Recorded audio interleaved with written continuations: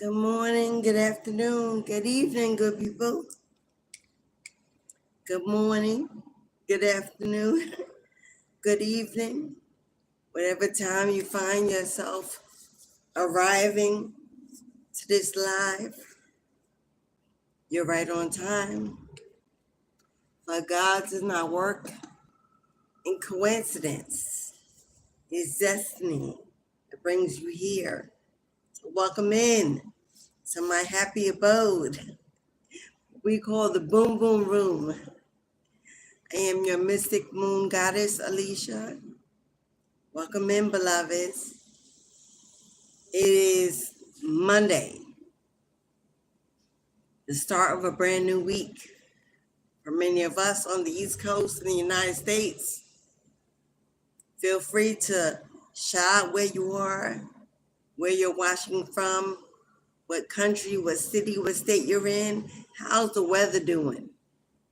We are getting ready for spring to be sprung on March 20th, spring equinox, the actual celebration of a brand new year of harvest, of abundance, of fertility comes in.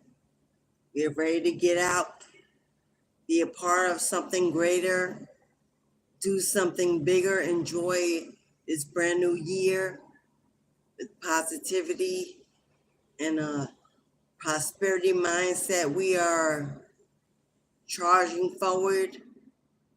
We've made the changes. 2024, we've cut the cords. We've walked away. We've closed those old doors. We started our independence, our freedom. We're embarking on a new experience, a new journey. We have a new thirst for life. And yes, I'm talking to the collective. I'm talking to the collective.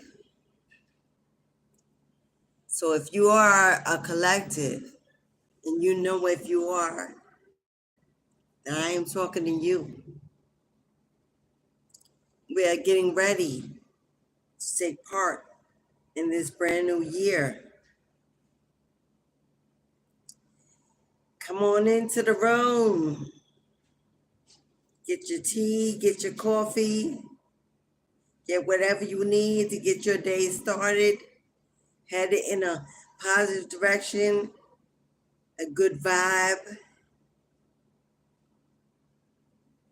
During this live, as usual, I'm offering personal live readings. I will go ahead and put that in the chat as I didn't do it earlier.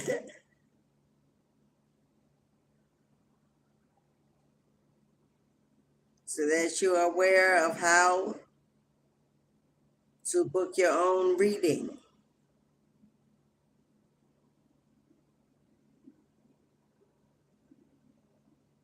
It's in the chat. So come on in, get comfortable, join the live, say hello, give me a shout out, share some love. I know it is Monday for many of you, starting a new work week on that 9 to 5. Wishing you were home. Hello, beloveds. What's up, Isaac? Hey, boo. What's up, Radilo? Is that Radilo? Radilo? McDonald? I know how to pronounce that part. What's up, boo?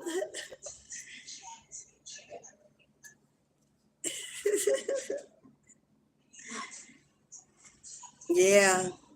A lot of you are at that 9 to 5. Clocked in already on that job, wishing you were home, wishing you were somewhere else, laying on the beach, relaxing, living life to the fullest, celebrating with your boo thing on that vacation, that getaway. Okay, Mama.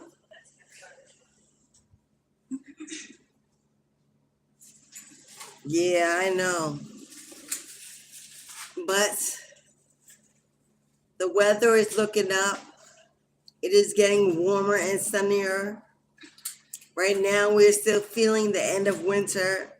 We're still a little bit in that seasonal blues. Not really ready to run outside, to enjoy the festivals, the outdoor events, to get lively. Go to those barbecues, those gatherings, those social events. But they are coming. They are coming, my love. And they are heavy on this year's menu. So what is today trying to speak to you about? This is a message about karma. Karma, justice, judgment, fairness. This can be regarding a legal situation. It can be regarding a relationship connection. It can be regarding something you've walked away from, something you're trying to do, something you need that you've prayed about, something you're trying to break away from, put away, a habit, a person, a situation. This could be on the job, in your home, in your family, in your relationship. This can be with your children, with your ex, that baby mama, that baby father energy. But karma is in the wind and she is whispering. There is something that needs to be exposed, to be revealed, to be told. Maybe someone wants to communicate. Maybe someone wants to apologize. Maybe someone wants to settle something and negotiate and work it out. Someone may want to come back to your door. Someone wants to re-enter your life, or this could be something new. Something coming towards you and moving in your direction. We're going to tap in with the energy of karma. Good karma, bad karma, as in those tower moments, as in that wheel of fortune. Let's find out. This message is opening a door for karma to speak, for karma to expose, for karma to reveal. We don't know which way the rabbit hole is going to take us. We don't know where we're going, but we know the hand of karma is guiding today's message. I was told to open the door, to let her in, to let her speak her truth, and it shall be. Now, if it triggers you in some way, feel free to exit whenever you need, to take a break, to breathe and resonate on your feelings and what you are taking in. But this is the moment of truth. This is the moment of clarity, and I'm going to bring it, regardless of how it's going to make some feel. It needs to be spoken. It needs to be heard. And that's exactly what we're going to do today.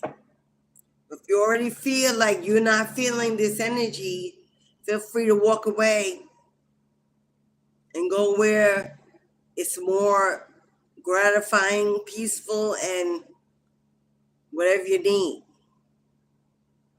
For those who know and who have waited and are expecting energy of karmic authority, this message is definitely for you. So come on in.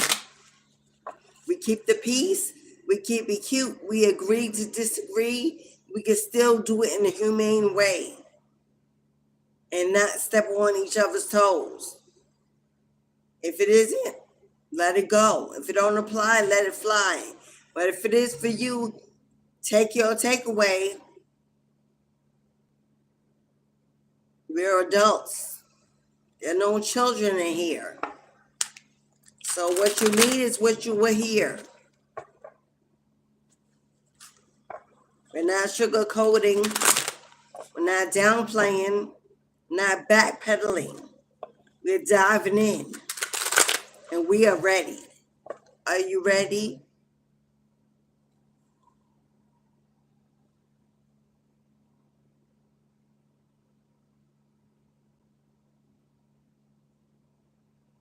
Isaac, Alex, hello, beloveds. Absolutely, Isaac. Absolutely. If you do good, if you put out good, exactly what you do always comes back to you. Absolutely, Isaac. So, if there's negative karma knocking on your door, then as an adult, we learn to take our L's, not run from our own judgment. There is a lesson, there is something to be learned, there is growth, there's elevation, there's maturity in owning exactly what you're putting out and expecting only that to come back. We cannot expect to do poorly, negatively. We cannot expect to hurt people, intentionally spew misery, and expect to be blessed, loved, protected, prosperous. So whatever comes out in the reading, know that it's based on the energy that's been put out, that we are getting karma back in return. For those that know they stand in the door of good karma, and so it shall be. For those who are in denial about the karma they can expect to receive, this may be an eye-opener for some, or it can be a future blessing of rewards for many. Know which side of the scale you belong on, the scale of justice. Know which side of the scale you belong on. How have you been living your life? Generous, kind, forgiving, loving. Are you standing in karmic energy? Addictions, bad behaviors, bad choices. And those addictions can also be sexual. They don't have to be just substances. Some are addicted to drama and gossip. Some are addicted to wearing a mask, being a player, faking it, showboating, attention seeking. Some have broken that chain and cut that cord to toxicity, to poor connections, to immature behavior, and we've grown and we've transformed, and we're standing in the door of good karma, reaping the seeds that we have sowed. There are those who are envious and jealous and hateful and bitter, trolls. They stalk, they lie. They know which side of the scale you belong on, and be realistic. Be realistic. We've all made mistakes. None of us are perfect. We've all wished we could have changed what we said, what we did. But that is over. Because if you are in that energy, then you already are changing, transforming. But if you still need to make those changes, then it's time to walk through that door. Look in the mirror. Take accountability of where you are, where your life is, and why it's there, or why it constantly shows up in the same place over and over again, in lack, in scarcity, in poverty, in fear, in doubt, in failure, whether it be in relationships, employment, whether it be financially, in your health, in your goals. This is the moment we adults. This is the moment that we all adults get out of a childlike perspective and walk in our own empowerment, our own strength, and take accountability of the life we're living and the life we visualize for the future. And make the steps, make the moves, make that change. Cut those cords, walk away, reconciliate, negotiate. Sometimes it's necessary to have that talk. Yes, sometimes it's necessary to have that talk. Sometimes after enough time has passed, life will take you back to where you started, to where it ended, because something was unresolved. Something was unfinished, undone, that needs to be completed, not only for ourselves, but for everyone included. For a family setting, for children, for loved ones. Often enough time has been given to bring things back together. Time where maturity, forgiveness had enough space to be done, to be dealt with, so we can come back to the table as adults, as parents, as co-parents, as friends, as siblings, as best friends, to mend fences together, to rebuild connections. Everything that has been hit with a tower moment doesn't mean that is it.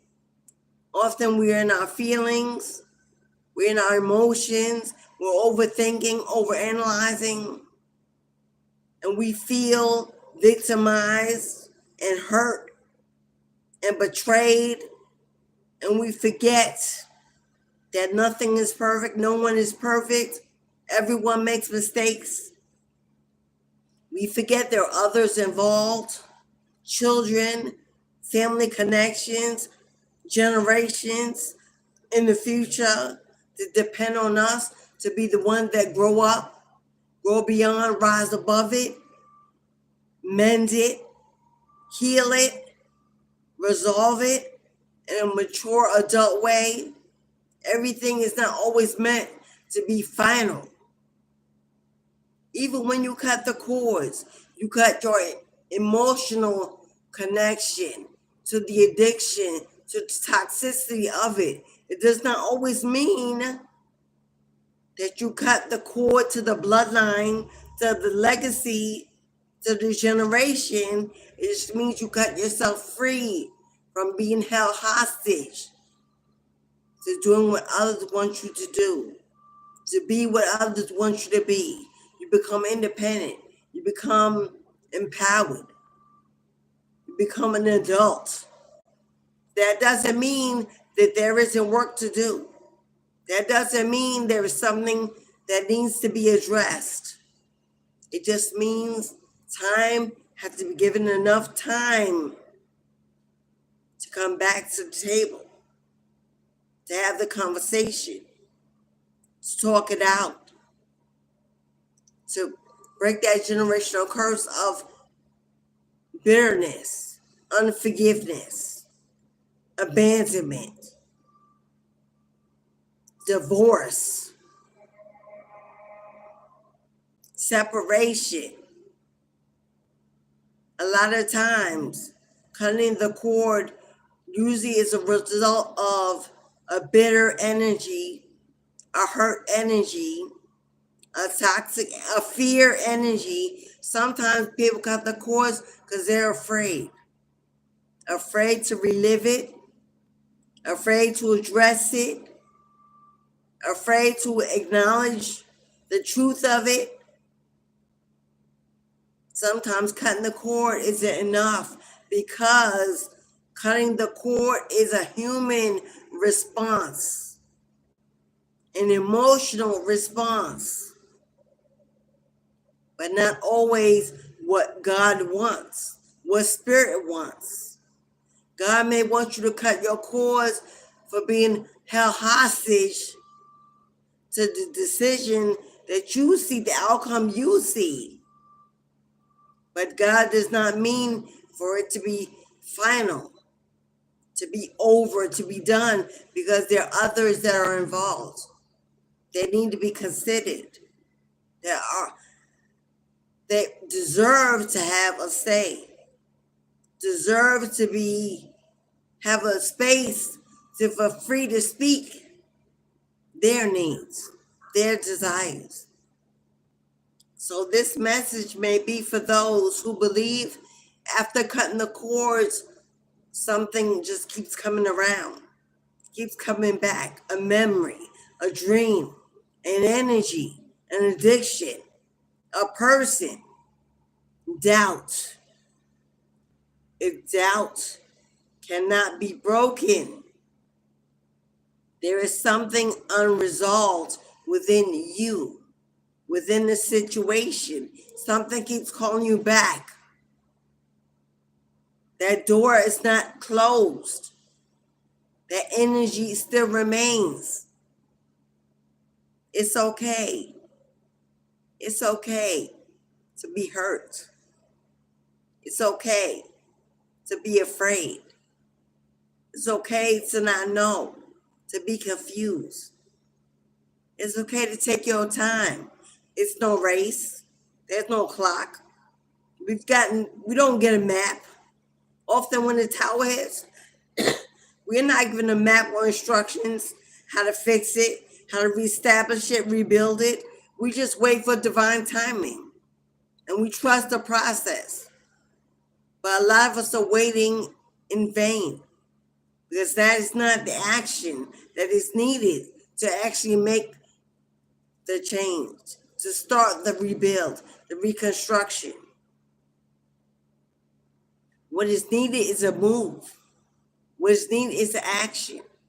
And that action may be a conversation, a communication, a meeting, a discussion, true forgiveness other than just saying it, but actually performing it, being able to have a talk and not constantly focus on what was done, the victimization, the anger, the resentment.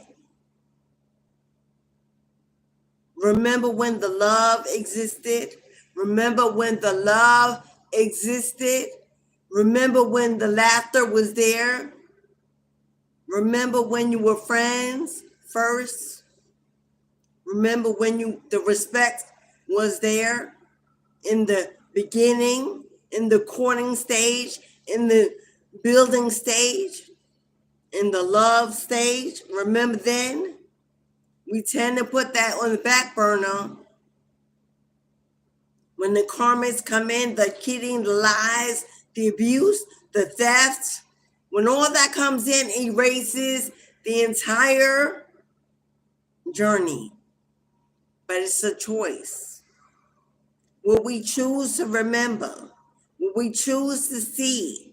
What we choose to hold on to is a choice. Not by the divine, not by spirit, often not by your higher self, by the one that is hurt, the one that was victimized, the one that is in fear, the one that refuses to forgive. That's who makes the choice. But in the end, your higher self, the higher vibrational energy within always pours out, peeks out, seeks out, drip, and all of a sudden we're in doubt. Maybe I should pick up the phone. Maybe I should write the text, answer the text. Maybe I should have the conversation. Maybe I should consider their feelings. Or maybe I should just listen. Maybe I should just listen. Maybe I'll get something I need if I just listen. Maybe I should do that for me and not for them. Maybe you should understand that listening is not for them. It's for you. And not see it as a weakness. Not see it as a weakness. It's not a weakness to forgive.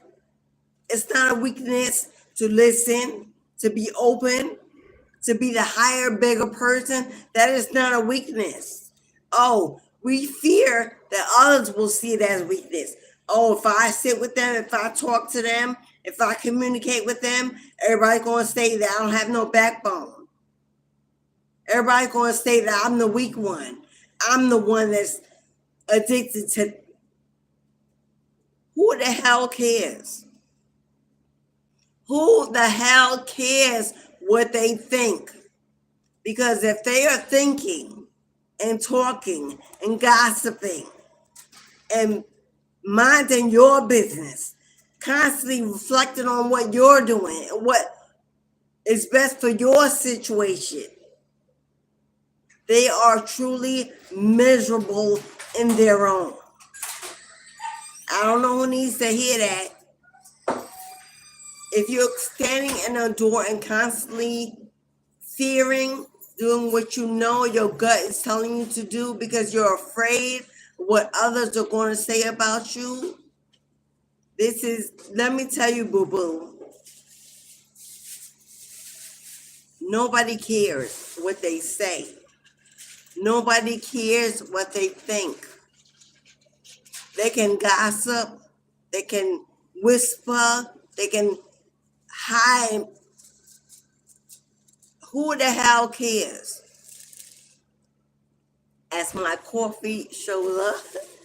Thank you, beloved. Oh, it's okay. Thank you. You know, I love my baby girl brought me my coffee. That's what's up. Karma. Hello. It's time that we know that our lives are only guided by us and the divine. And to walk in love and kindness, to be open to listening. And to listen does not mean you made a decision. Be opening to having a conversation does not mean that you are open to having a final decision to reconciliate, reconnect, or anything. It just means I am a big enough person. I've healed enough. I'm matured enough. I've grown enough. I've transformed enough that now I can listen. I can listen without judgment.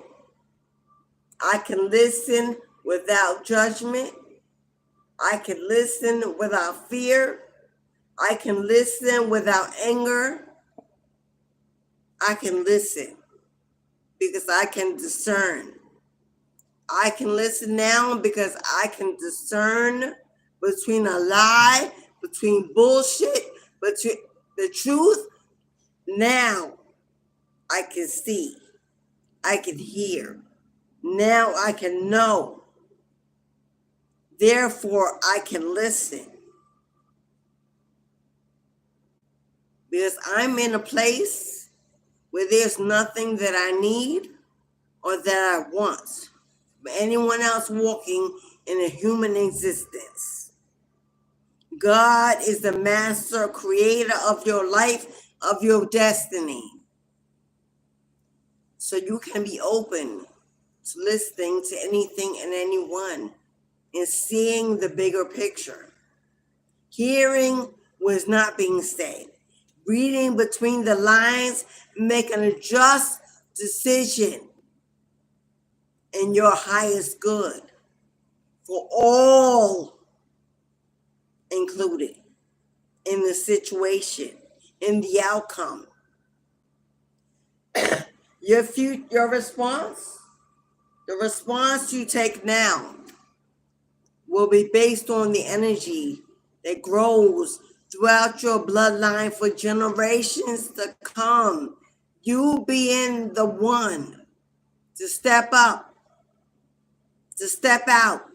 No fear of judgment, no fear of pain, victimization, abuse.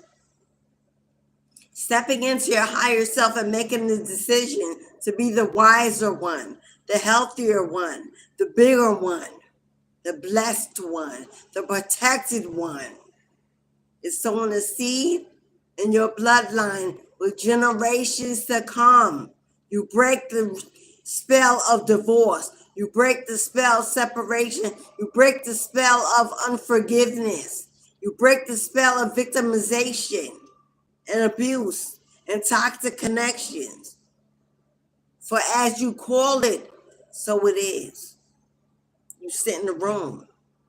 You have your healthy boundaries with you.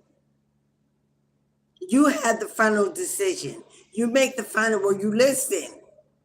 You get all your questions answered. And then you decide from a clean, transparent, honest perspective. It's not what you think. It's not what you think or you believe. Now it's what you know is sitting right in front of you. And you cannot make a wrong decision because it's all on the table. It's all exposed. It's all transparent. Now when you choose to walk away, now if you choose to close that door, you will never think about it another day again. It's all finally been settled. Because now your choices are not made from feelings or emotions. They are made from logic, mathematics, the truth. And you're left complete, free, and whole. No, regardless of what you choose, whether you choose to stay or to walk away, you have chosen from a logical mindset.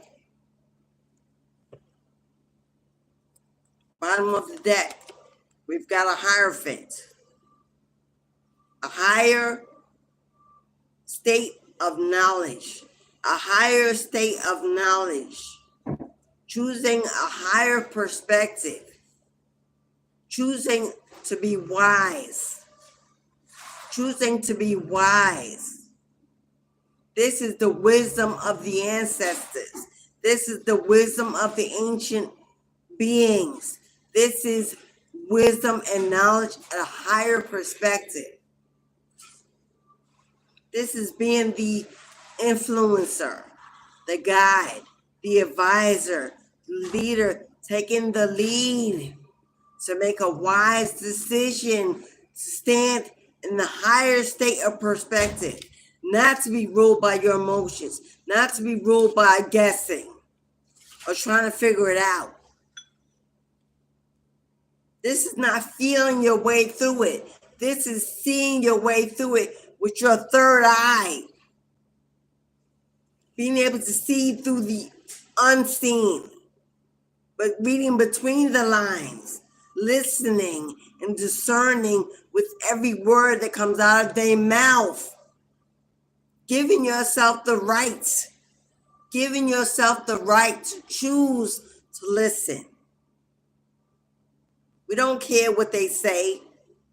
Yeah, it was a breakup. Yeah, it was a divorce. Yeah, it was ending. Someone cheated. Someone lied. Someone stole. Someone was abusive.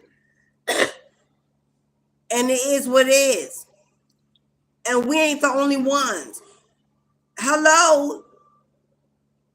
Separation and divorce and all these energies have been a part of the world for thousands of years. We ain't doing nothing brand new. This ain't brand new. We ain't the only ones. You ain't the only one. We ain't the only one divorcing and separating and cheat. Thousands of years it's been going on.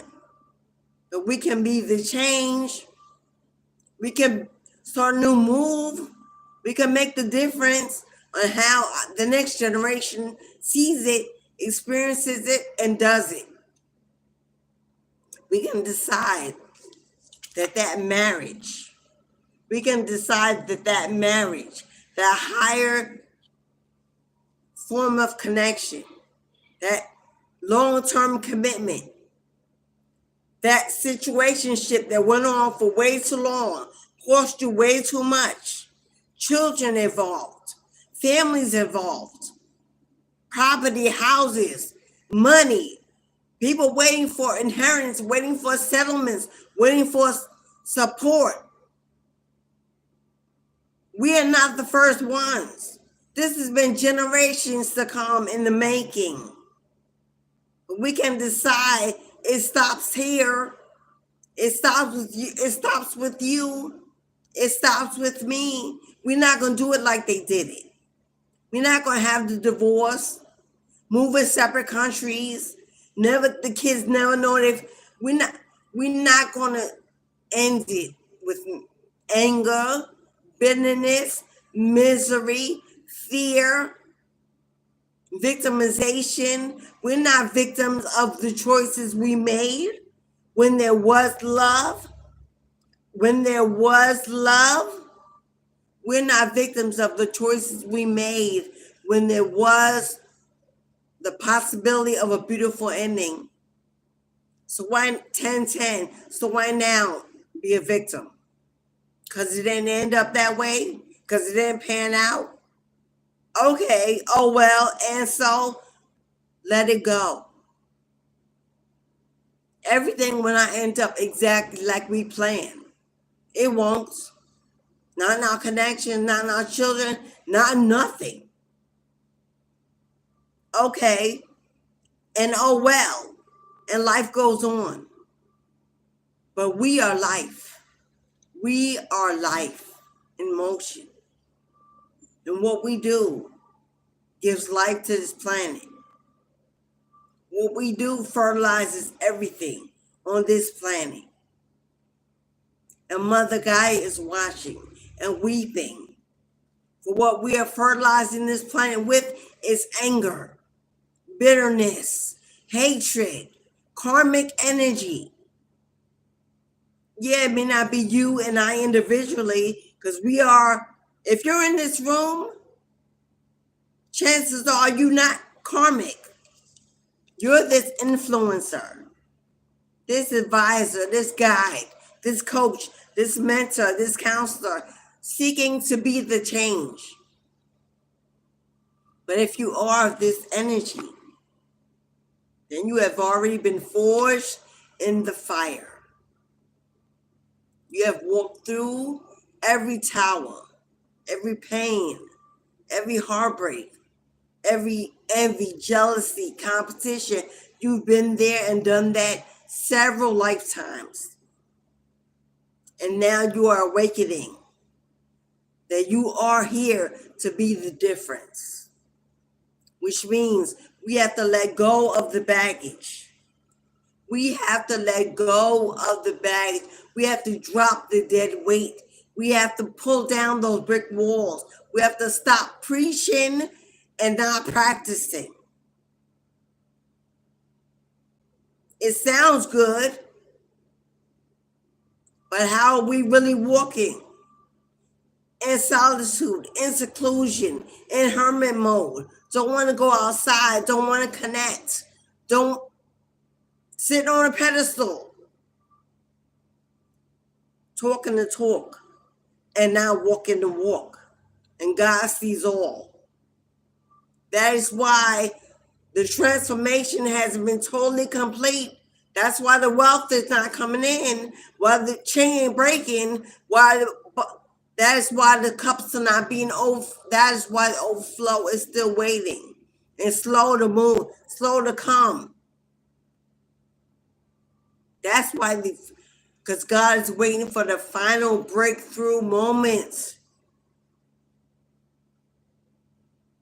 Oh, I've cut the cords. I've closed the door. I set out your boundaries. Oh, but that also means I don't communicate. I don't answer the text. I don't open the door. Do you see how imbalanced that scale is? How imbalanced that's, oh, they hurt me. They were karmics. Yeah, they were. Yeah, they were. We get karmics to wake us up. Karmics are lessons. Karmics are necessary in our lives to shake us up. They're necessary. We need to thank them for when they come, for shaking us up, opening our eyes, that we are karmics at that time. Hello? Because that's the truth. They're to throw us into ascension, throw us into transformation. That's what they do. And it comes with profound pain, because that's the only way some of us can learn. Hello?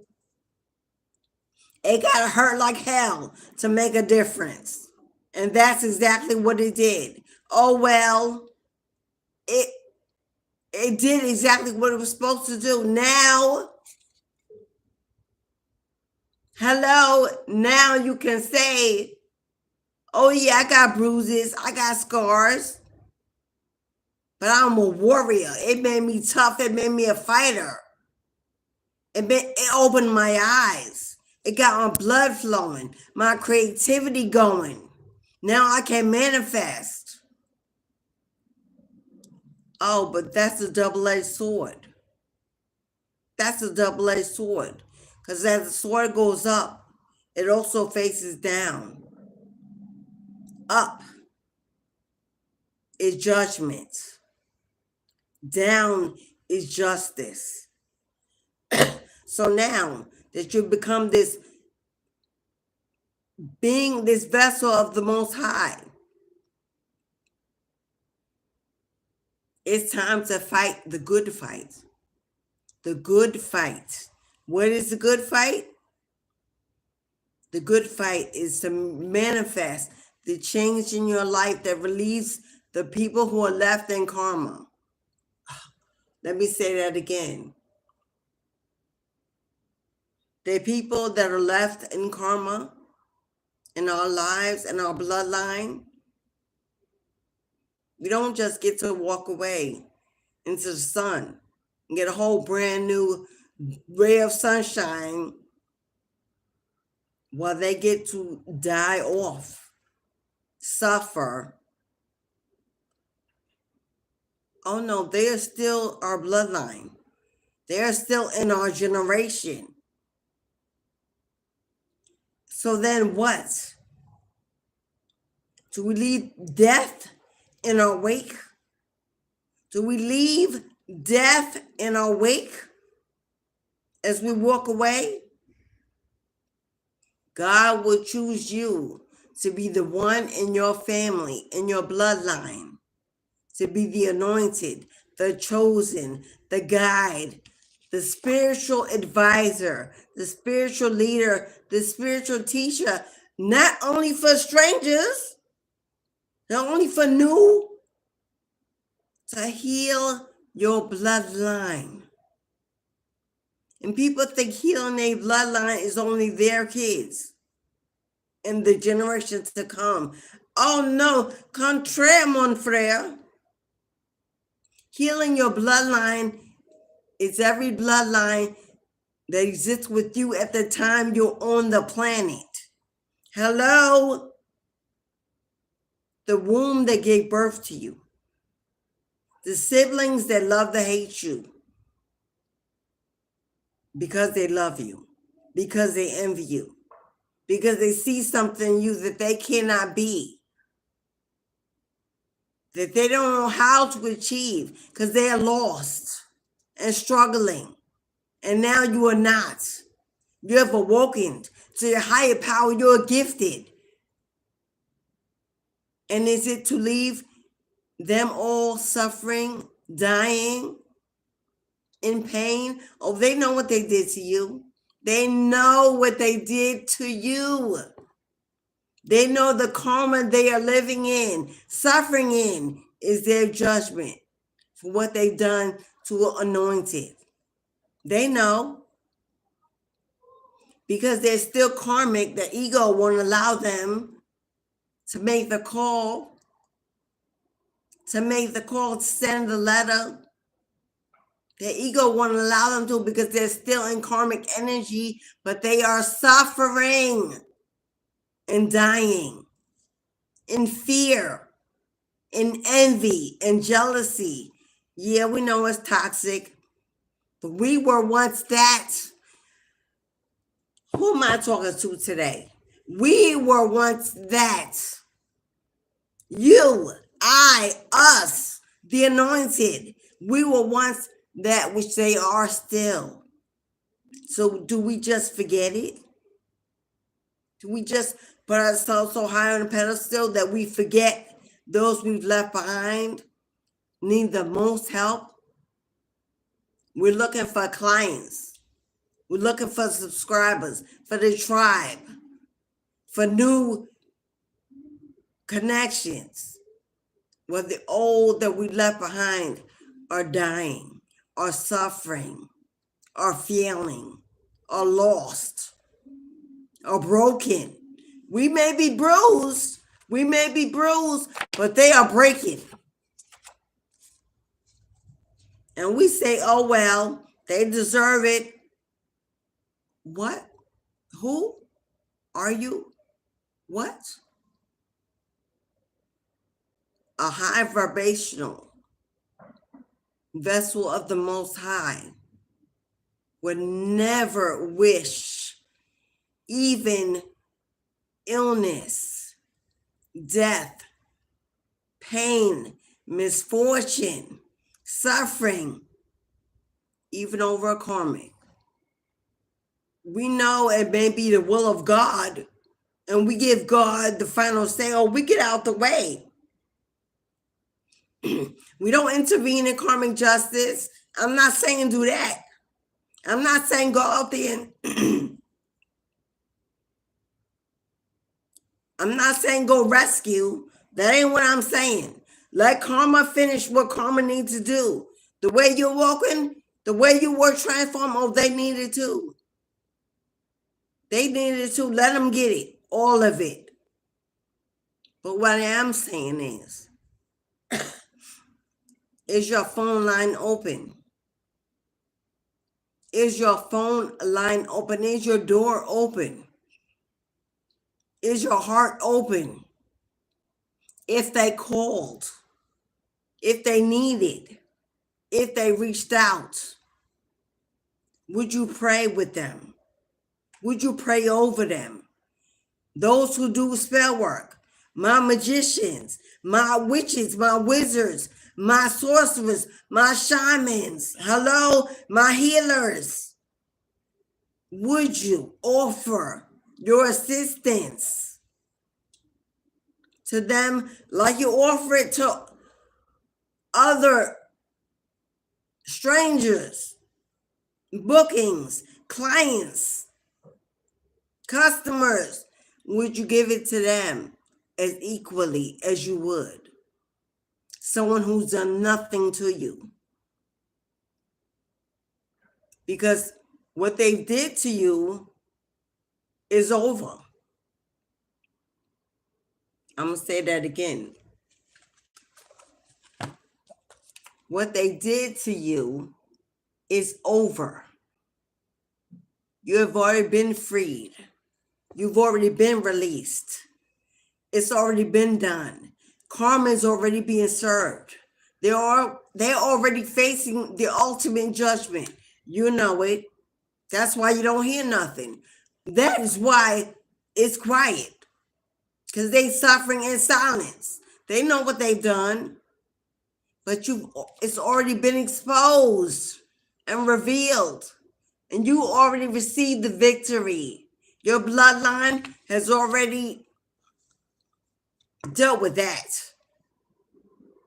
Hello. Now the assignment is, while you building foundations, while you putting in the work, while you are being honored, admired, and celebrated by your ancestors, while they are putting you up on high where you belong, while you're becoming that master teacher, that healer, while you are becoming your true higher self, while you're working towards self-mastery, are they not included? They're not also humans that need help, healing, exposure, to be awakened to their true self and what they've done and what they're doing? Do they not equally need your help like a stranger?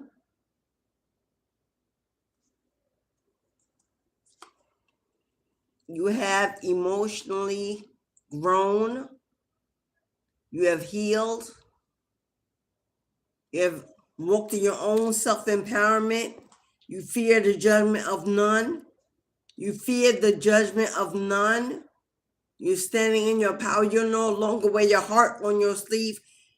You are emotionally mature, grounded, making wise choices when it comes to your heart, to love, to connections. And that owns celebration.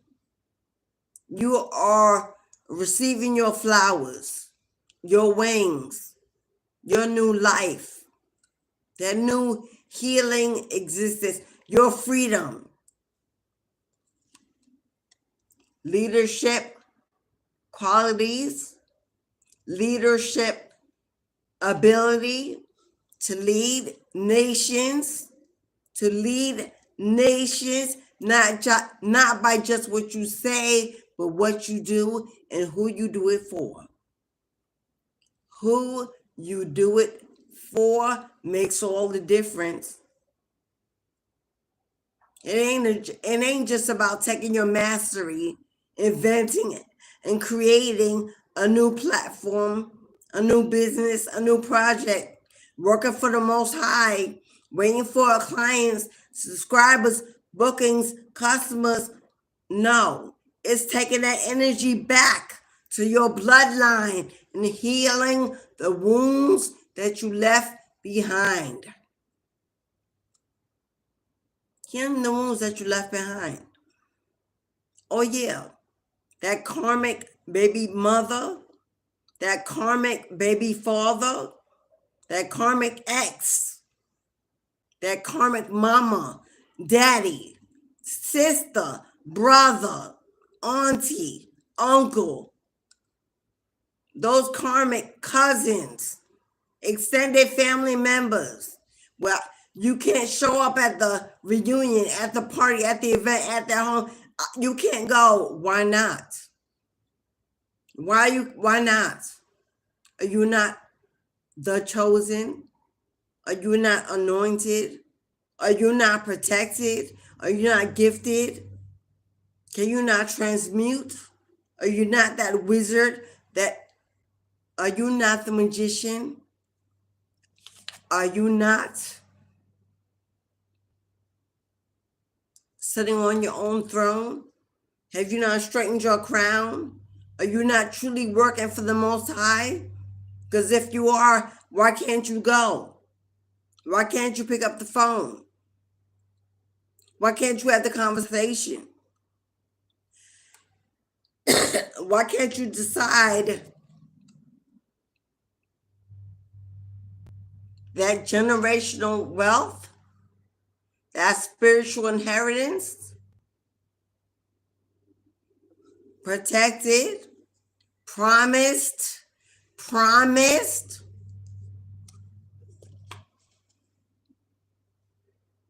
you ain't gonna lose nothing. You will lose nothing.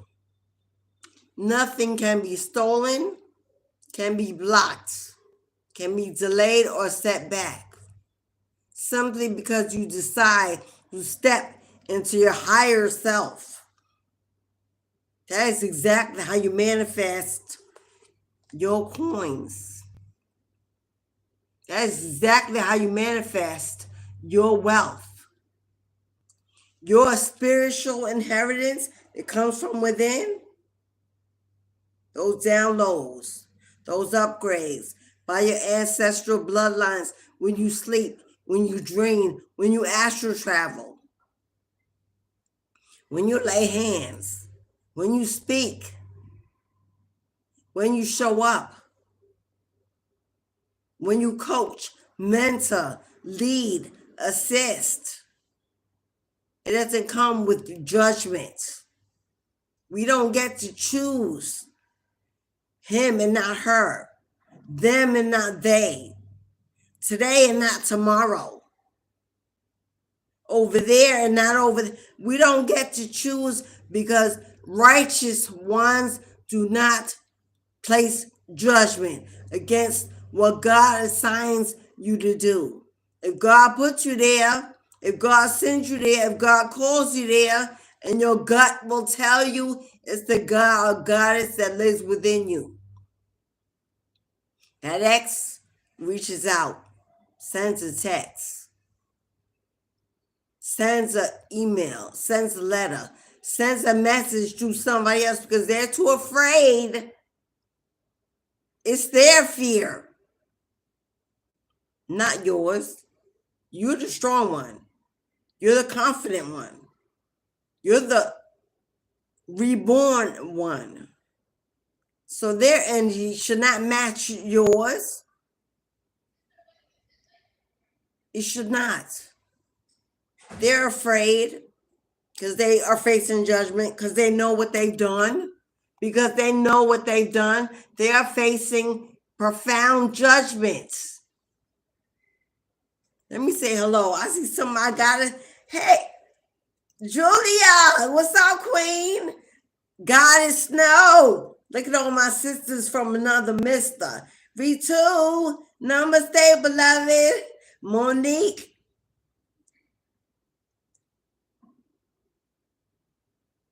I see some trolls up in here. Let me get rid of y'all, Dusty Busty. Let me get rid of some of y'all Dusty Busty. Because we ain't got no time for y'all. Hello, beloveds. What's up? Yeah, y'all.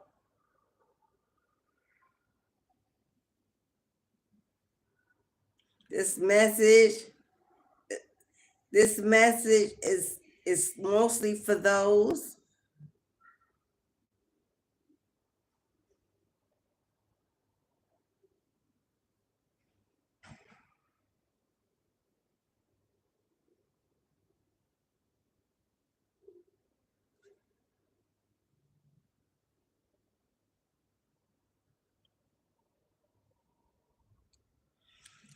you know who you are.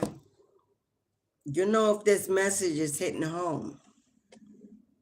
You know who you are, and you know if this message is hitting home.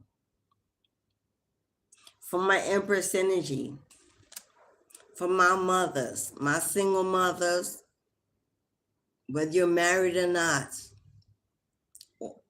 for my Empresses, whether you have children or not, for those who are caregivers, who are nurturers, who sow seeds of kindness, generosity, who have been through massive, painful endings, heartbreak, abandonment, rejection, misfortune, who have been through loss, who are looking to find their way to heal, to mend, to elevate, who are just looking for a brighter day, who are looking for some peace and some abundance, who are looking for return of the energy you put out in the world.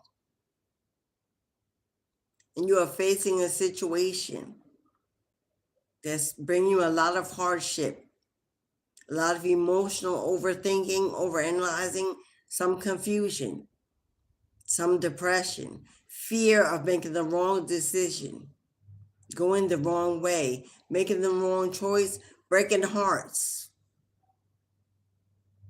And in turn, it's breaking your own. For those who cannot see an end to this dark tunnel, who have walked for so long and have yet to fall into the light, this is a message for you. Now, you could be a king, a masculine energy.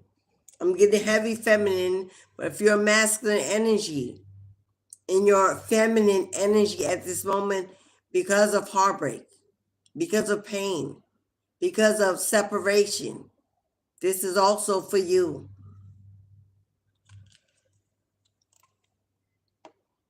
Something is making its way directly towards you. Something is making its way directly towards you. It may be slow to move. It may be slow to manifest.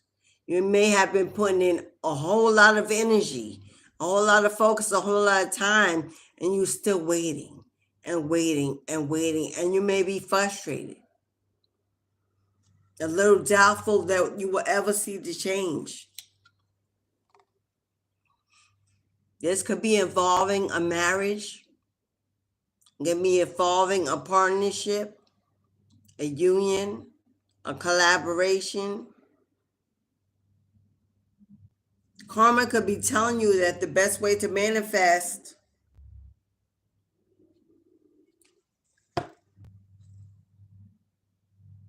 a speedier outcome has a lot to do with the fact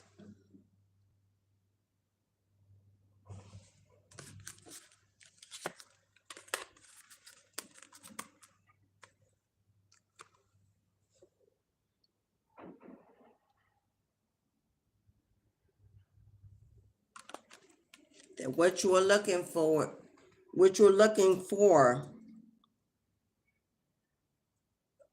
that is on the way is definitely being based on karma.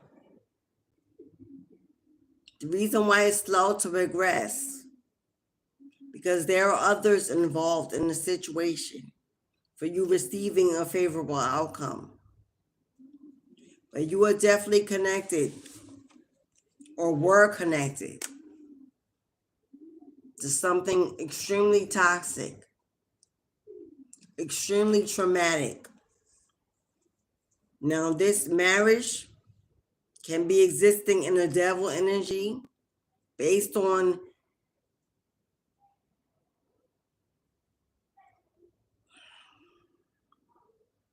toxicity, based on addictions, because this is the energy of addictions. You could be currently in a connection simply based on addictions. Cheaper to keeper. At least I know what I'm getting with that old one, that old thing. Needing it for another resource as opposed to independence or happiness or joy or fulfillment.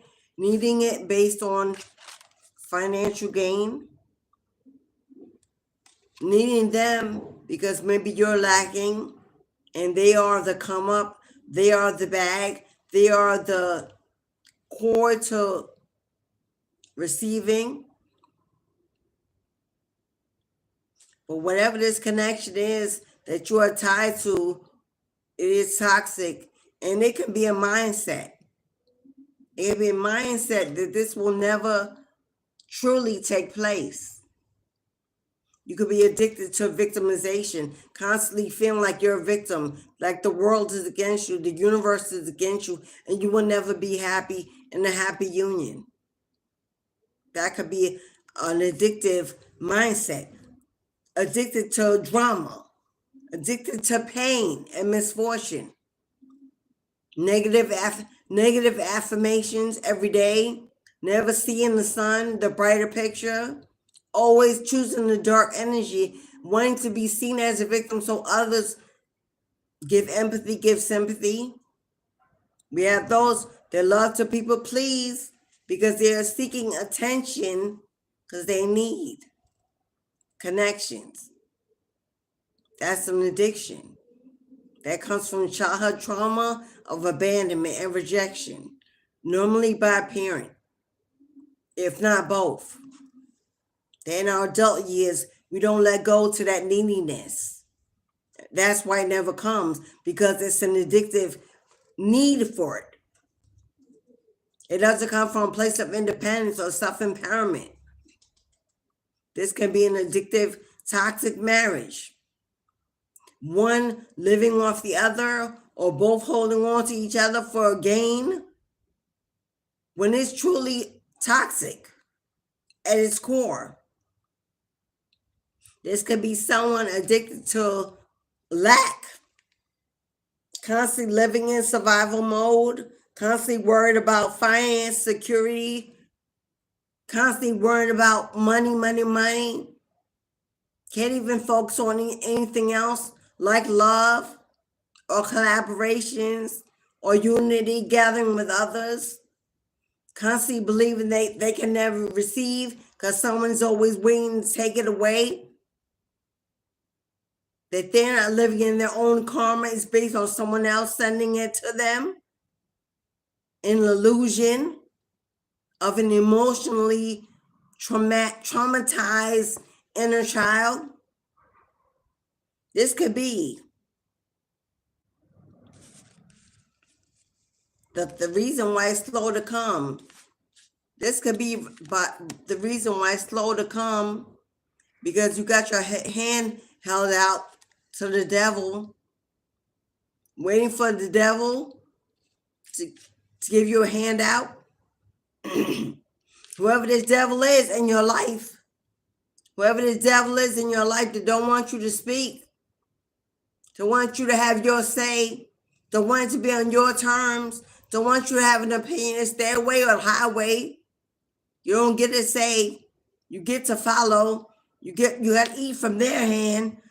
You got to eat from their hand. That's a toxic connection. God is telling you it's time to become captain of your own ship.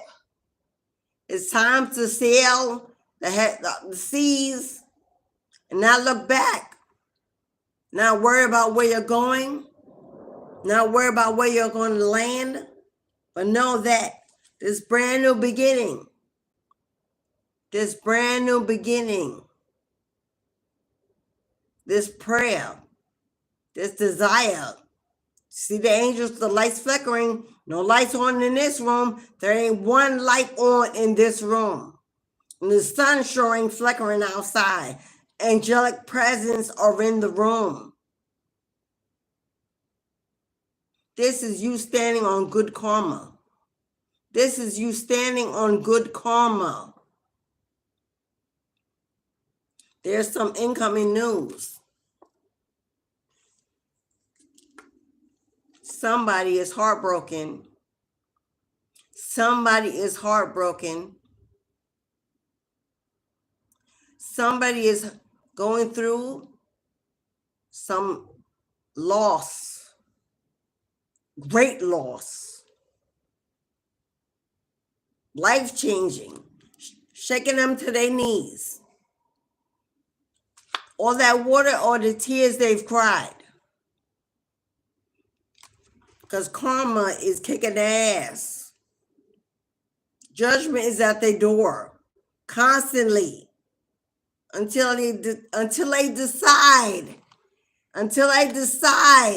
whoever the devil is, if you have separated in divorce from a union that was toxic, from a karmic with a huge ego, a narcissist, if you decided to sail on to calmer waters, to move across the ocean for peace, until they decide to give it back, to give it all, to return it where it belongs. Whatever they stole, whatever they blocked, whatever they hid, whatever they lied about, whatever they took, until I give it back. All of it, every stinking penny. The house, the land, the money, the settlement, until they do right. This person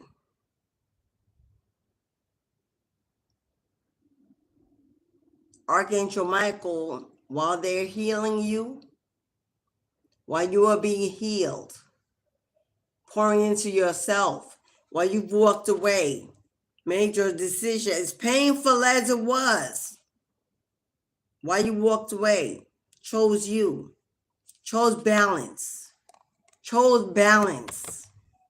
healing in your physical body, because being attached to this karmic will cause physical ailments.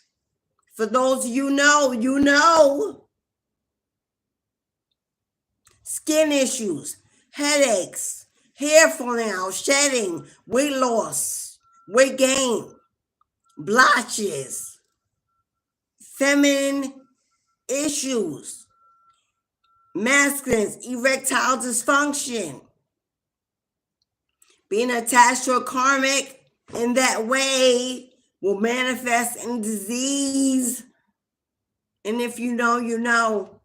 But since you broke away, you've been healing one cell at a time. Now look at you. Now look at what's becoming of you. When you make the choice to walk away from toxicity, from a karmic connection based on addiction, whether it be sex, money, inability to be alone, depression, sadness, low self-esteem, low confidence, whatever the reason is that you allow someone to hold you hostage.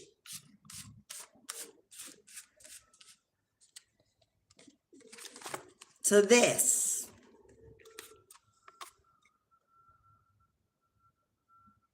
Whether it be 1717, 88, whether it be a mindset, an actual state of living.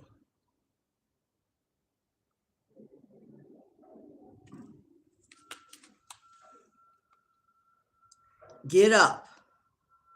Shake it off. Dust yourself off. Pull at your strength with all you've got. Dry your weeping eyes. Put on your best dress. Get outside. Live your life. Live the life you've been blessed to continue. Because you got new options, new choices, new decisions right around the corner. God will replace everything you thought you lost. Everything that fell away, walked away, blew away, burned away. Everything. You fell on your knees. You begged for rescue, for release, for freedom, for healing, for resurrection, for reconstruction. God rebuilt your life. If you walked back after he removed you, after he rescued you, if you walked back and gave in,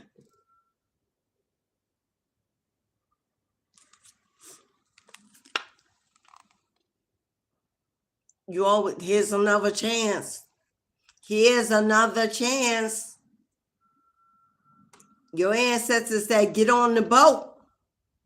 They're going to send it around one more time. Get in the boat. They're taking you to calmer waters so that you can continue where they left off. Or you were healing, strengthening, empowering, rising up in your own self-confidence and self-esteem at one time.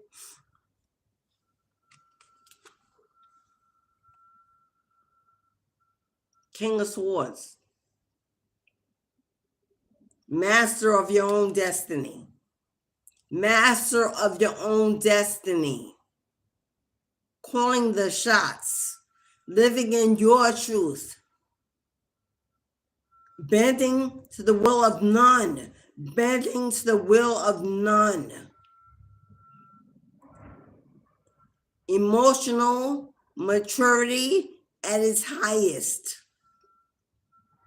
You can read between every line, see the bigger picture in every story.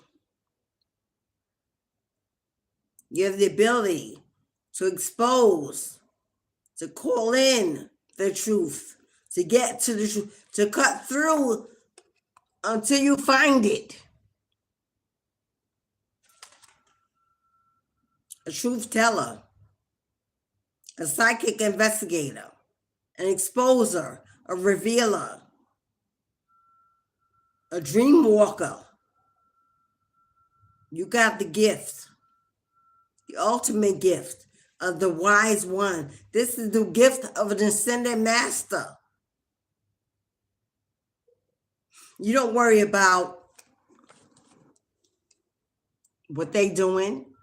You ain't got time to be worried about what they doing, what they're saying, what they're thinking, the lies that got. You ain't got time to focus on the what.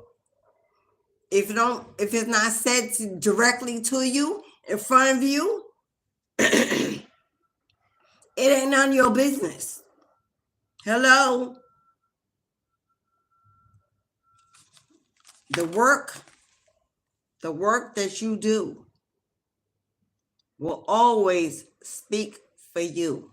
This is karma. What you put out is what's going to come home. What you manifest, what you're working on, what you focus on, what you put your energy into. Let them talk. Let them lie. Let them gossip. Let them spread drama, throw dirt on your name. Who cares? And why would you? They're only doing that because they can't be you. Because they can't be you. Jealous, envious, in their karmic energy, because they can't be you.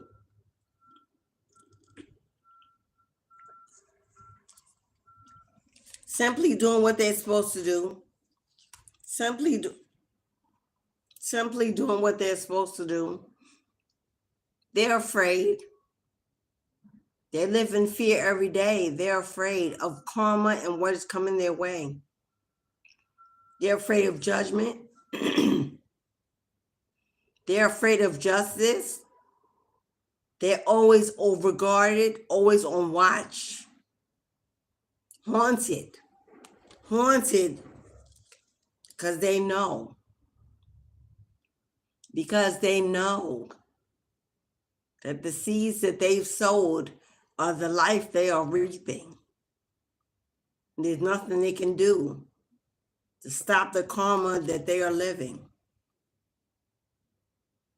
Even if they come through and have the talk, communicate, make amends, apologize, what they've done still has to be answered for. What they've done still has to be resolved. And that is out of your hands. Which is why I said you can be open as a higher being.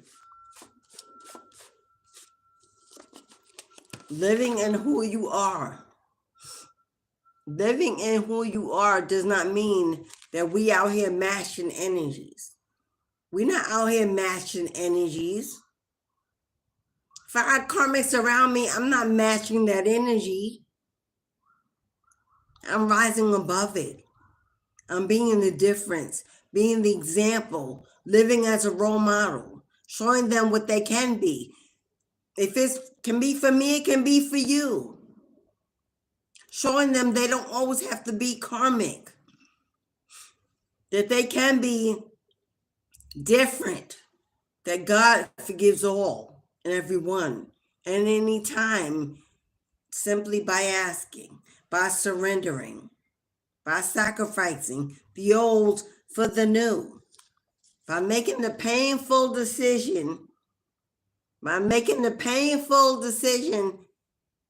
often it takes blind faith. They may not see, may not know what's behind that brand new door. A lot of times they won't decide to move, to communicate, to change their ways, because all they want is you back. All they want is you back. And that is not part of your future. That's not part of your destiny. So therefore, that which cannot be granted for them. And that's what keeps them angry and bitter and waging a war, because they know that they've done too much, said too much, did too much. And although they can be forgiven, everything they had will not be restored. That is not destiny for you. They still going to have to surrender. They still must surrender. There's no way around that. There's no way around the surrender. Once the deed is done, even with the repentance, even with the sacrifice, even the surrender has to happen, regardless.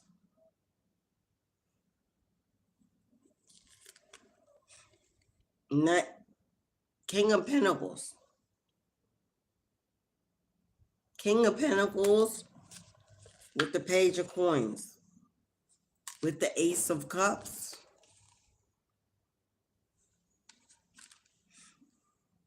For those of you who are for my anointed, I'm speaking to you right now. For my anointed, I'm speaking to you right now. And you know who you are. You know what you've gone through, and so do I. Because I'm right there with you. But that is change. That was the process. That is the journey. Least taken. Many thousands, millions are called. A handful are chosen at a time. In a lifetime, it's not many. Or the 144 don't come from one lifetime. There are multiple lifetimes built and brought together. Every lifetime is a handful that's chosen. I'm talking to you. Let it go. Let it go. Put it down, 1818. Put it down. Take off the baggage. Let down the heavy weight, the dead weight.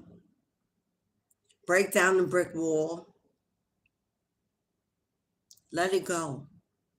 It happened exactly as you believe it did. You were not confused. You were not confused. It happened exactly as you say, as you believe it did. It was your experience. No one can take it away from you. It was meant to teach you, to elevate you, to awaken you, to shake you up. And it did just that. Be grateful. Because it taught you to move, to get out the way, to get out of God's way, to get out of karma's way. It taught you that it's okay to be alone, to be healthy, to be free. Everything is temporary. Every day is changing. Every new season brings new reasons. And your blessings are assured. Because you've already passed so many tests. So many. And you are not in the wrong place. It's not too late. You haven't lost anything. No opportunity. It's not too slow. It's God's pace. It's divine process. Then due season.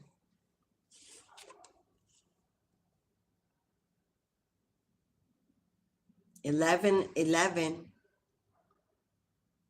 I know many of you think that's a twin flame number. And it is. But why is it a twin flame number? 1111 is the number of support. It's the pillars of support, security, balance for a new home, a new home, a new movement within you. 1111, the twin flame journey. For those who are ascending, not the karmics, because twin flame 1111 is different depending on how you see it.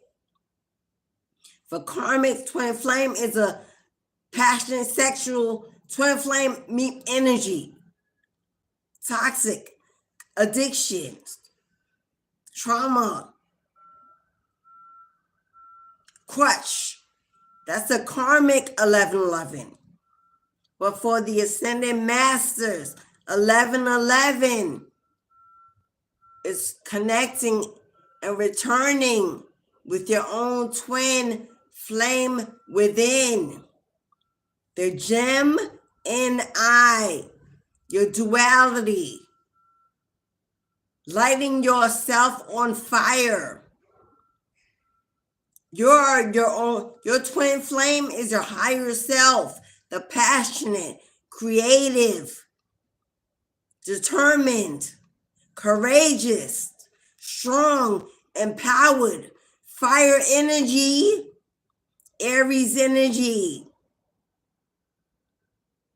The twin flame journey for an ascended master is within you, bursting free. No judgment.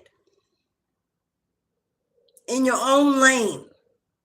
Captain of your own ship. Sitting on your throne. Fixing your crown. Wand in hand. Staff in hand. Ankh. Tool of the ancestors. By your side. In your kingdom, your queendom is the ascended twin flame journey back to home. Back to home. Back to home. The hand of God leads your destiny. And the hand of God is giving you your wings while you are still living. You can fly, you can soar. No glass ceiling. The Ankh, blood of the ancestors on your life, filling your cups. You are the cup. You are the cup. The life source to overflow. Pouring your gifts out upon the land, the universe, building a legacy, healing generations, healing your bloodline, pouring to the cups of those around you, being a role model and a positive influence, not only on those in the future to come to meet in your blood, in your line, in your direct line. Those we left behind that are lost, broken, confused. Yes, and karmic. Yeah, they are. But as ascended masters, we build platforms. We book readings with karmics every day. Hello. But you cannot handle the karmics you walked away from. They also need healing, elevation, forgiveness. They need to help remove the blindfold, the mask, so they can see. As ascended masters, we don't get to choose our assignments.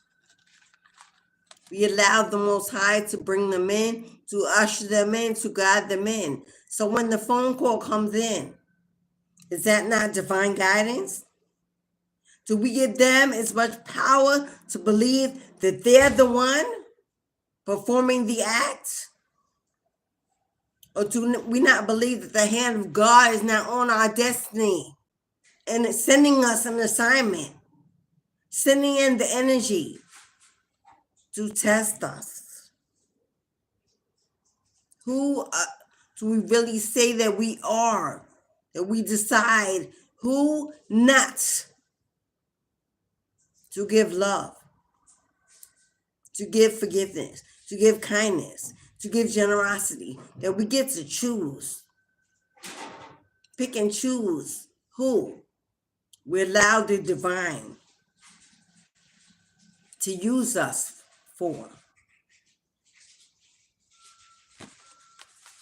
Because if that is the choice that we're taking upon ourselves, truly we are walking in our ego. Still in our ego, still bitter, still unforgiving, still got some shadow work to do.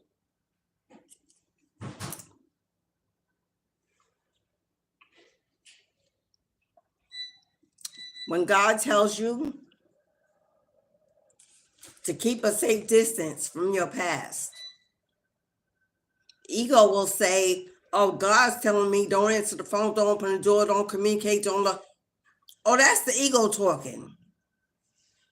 And all God is saying is keep a safe distance energetically. Just use your discernment. God's not saying live in fear, live in worry. They could come back and do what they did again. How is that possible for an ascended one? Anyway, why are we still investing in that energy? Or they're going to come in, do spell work and kill me and hurt. Really? Is not anointed one so protected that that's impossible at that point? So how can that still be a thought, a conclusion, if it's impossible in that state of energy, in that higher mindset, in that elevation, on that 5D? It's not. So if that is the thought, the first place to go, that is in the ego, still talking, still fighting to win, still wanting to have the last word.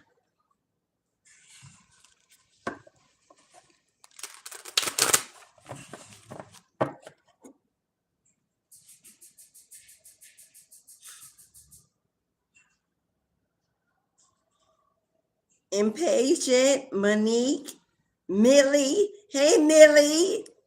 I see some of you are new. I hope that you join and subscribe to the channel. I'd love to have you. If you have any individual questions, this is a collective reading. If you have individual questions and you would like a personal one-on-one reading,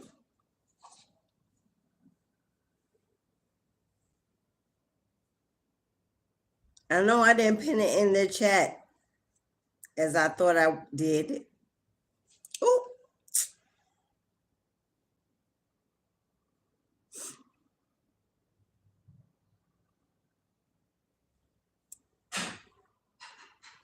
I feel like there's a karmic in the room that's trying in denial that they're karmic.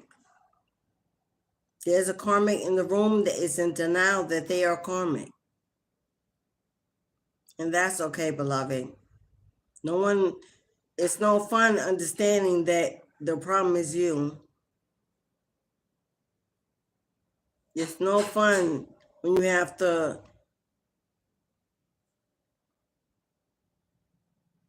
give up that denial and realize that the problem is you. So I know it's not easy for everyone to be able to do that. Will it eventually be done? Oh, absolutely. Absolutely, it will eventually be done. But right now, there's someone in the room that refused to believe that they are living in a karmic situation. Hey, Skeet Skeet. What's up, Skeet Skeet? Come on, Skeet Skeet.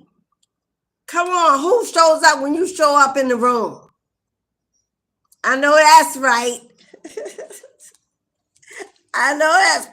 Oh, is somebody regretting letting you go, Skeet Skeet? Somebody, yeah, somebody in their feelings, Skeet Skeet.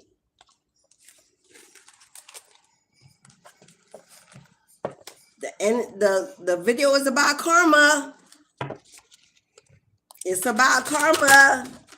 Hello. You showed up. It popped up. It is what it is. It is what it is, boo. Hello. But the door is open. The gate is open. I know. We know who you are, Skeet Skeet. Pressure. Pressure. I know that's right. The gate is open. If you would like a personal 1818 live reading, the gate is open. The door is wide open. You ain't got to kick down the door. I'm opening it for you. I'm sorry, y'all. It's blazing hot in here. I'm about to take this off. But y'all know when it get hot, I get hot. And my fan was on, but it went off.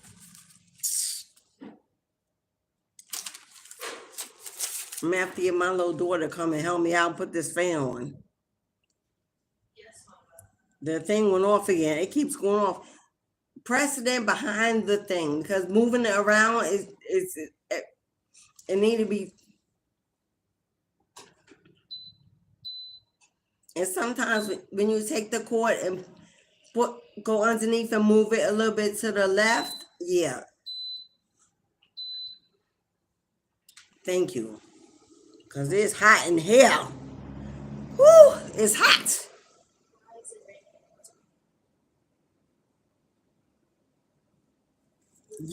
I don't hear no ringing. Okay, beloveds, the gate is open.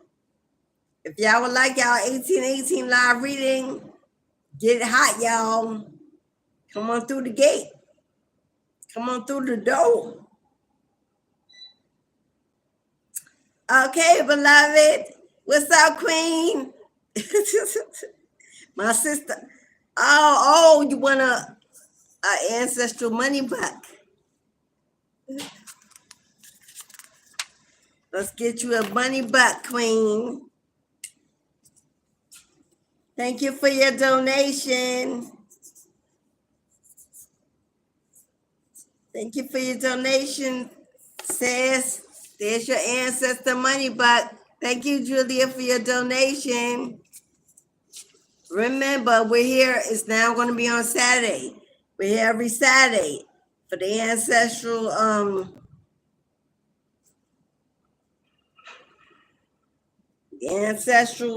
ritual burn will now be on Saturdays as opposed to Sundays. If you would like a live reading. Okay, ladies, number 1 and number 2.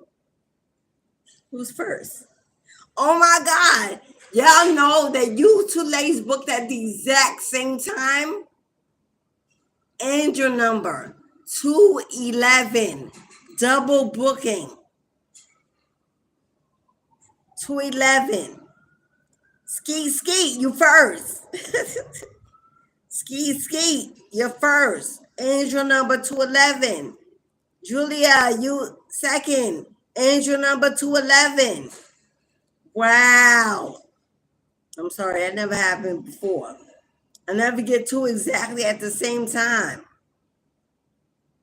Double pleasure. 211. Both of you have the energy of the number 4. 4 is the number of divine protection and divine guidance. It's the energy of 11. support, stability. Okay, so let's get in. So I want to use these cards.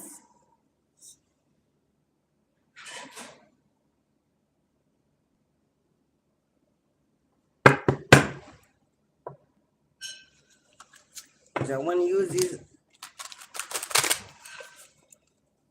I'm going to use the tarot first.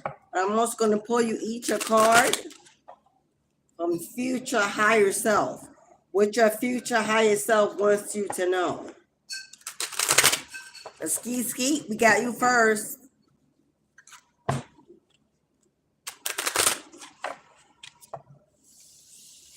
Angel number 211 for you both. You want to look that up. 211. Energy of 4.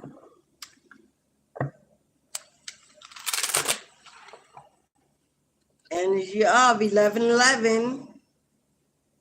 Because 2 is 11 and 11. 211 is 1111.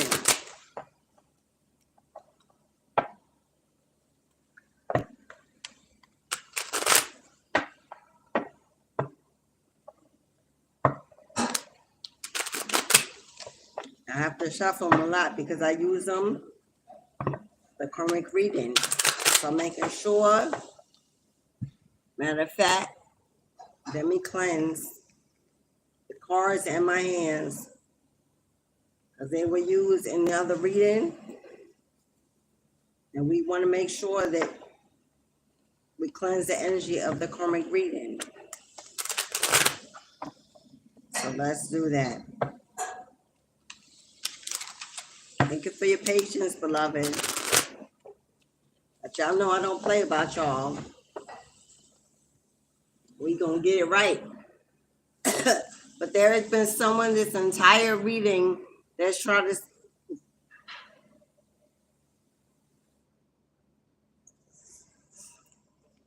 There's been someone this entire reading messing with my throat chakra. And I know who it is. And that's okay. All right, Sarah.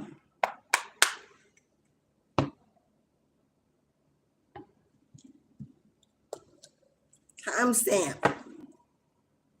Timestamp for ski 142 58.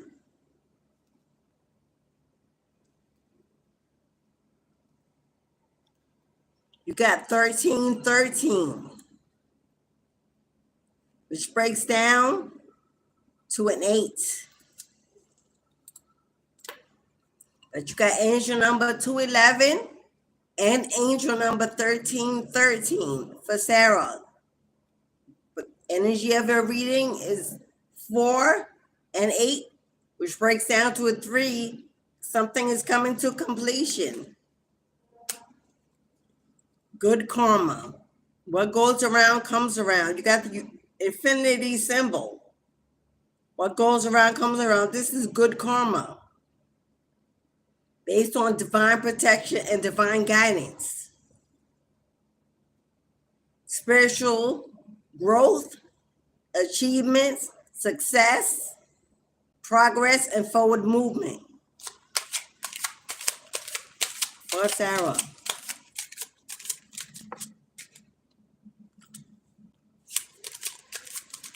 For Skeet.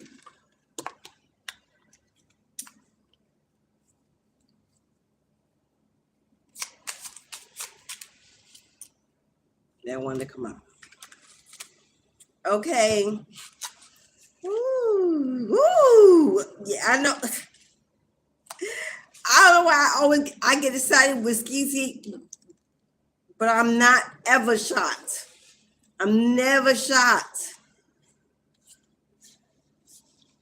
All right, Skeet.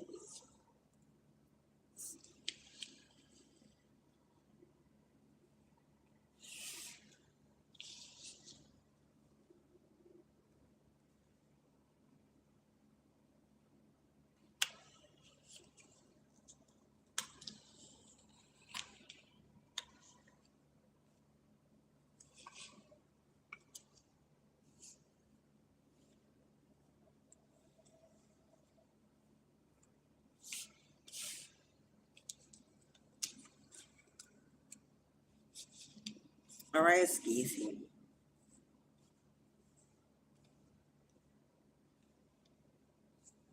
Nine of Wands, the wounded warrior. Right now, you could be a little overguarded. Right now, you could be a little overguarded. You definitely put up some healthy boundaries. You put up some healthy boundaries because you were definitely victimized in the past. Someone held you hostage to lies, to deception, to heartbreak, to illusions, put you in a very emotional unrest, feeling defeated when it came to that connection, broken dreams, broken promises, something that failed, that didn't pan out. But it put you in your Queen of Cups energy, finding place, finding space to heal, to take care of yourself, to love yourself, self-care, self-love, self-generosity, understanding that everything you give to others is now to pour that back into yourself, taking your time at a comfortable pace, that you are kind and nurturing and generous and loving, and often to a fault. But you're learning how to set those healthy boundaries now, how to put your needs first, or at least consider them as part of the outcome that's best for you. You still include others, but you now do not forget yourself in that equation. You're still in the moment of healing. You're in your Esther season. Esther, Esther. Look it up on the web.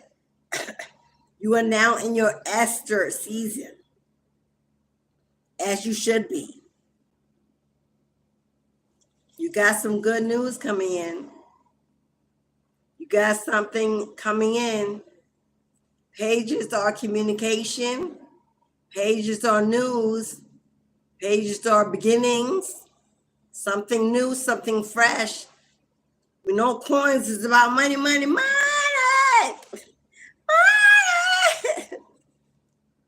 Something you've been waiting for a very long time. You're about to get some communication about it. And this has to do with work. This has to do with that work you've been putting in, that energy you've been putting in, what you've been focused on, what you've been building, working on that bag, building them coins, manifesting. And you're about to get some communication about a gift, a blessing coming in based on the work that you've done. This is the work you do speaking for you. This is reaping a good harvest from a good seed that has been planted. This is not work in the future. This is work you've already done, work you've already put in, work that has already been planted. And if you've been waiting for a manifestation of a harvest, of a return, of an increase, you're about to receive some valuable information, valuable communication.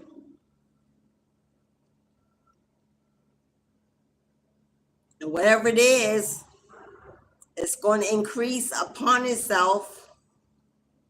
This is your spiritual inheritance being returned to you because of the seeds you've sowed. The ancestors have been watching you. The Most High has been watching you work, effortlessly, continuously, and consistently, disciplined, organized, focused. And although you were healing at the same time, you were determined to not give up, to not give in to the lack, the depression, the broken dreams, the lost opportunities that you believe you lost, or you ain't lost nothing. There's an opportunity coming back around. There's an opportunity coming back around. Now, this opportunity you may have been distracted at the time.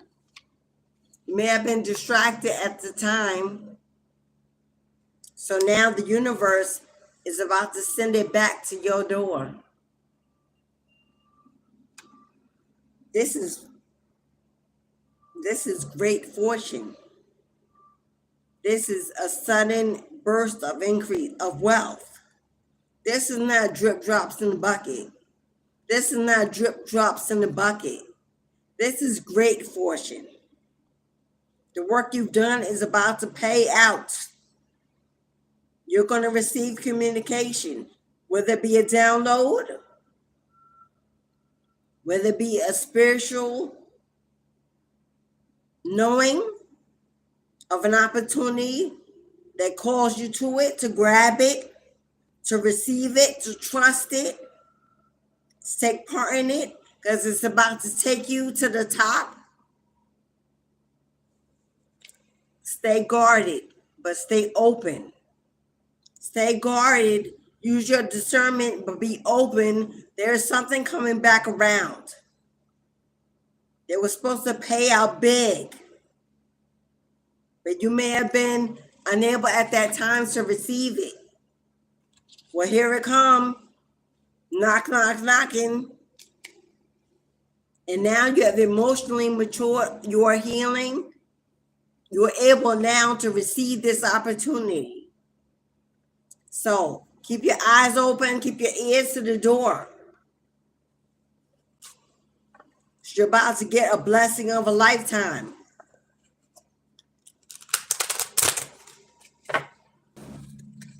Future higher self. What your future higher self, what your ascended order would like for you to know.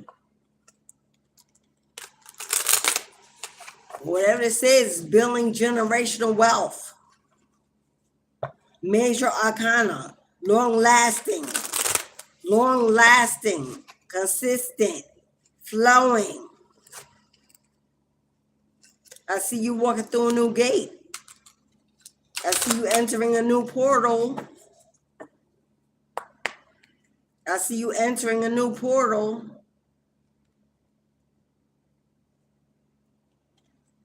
Purple violets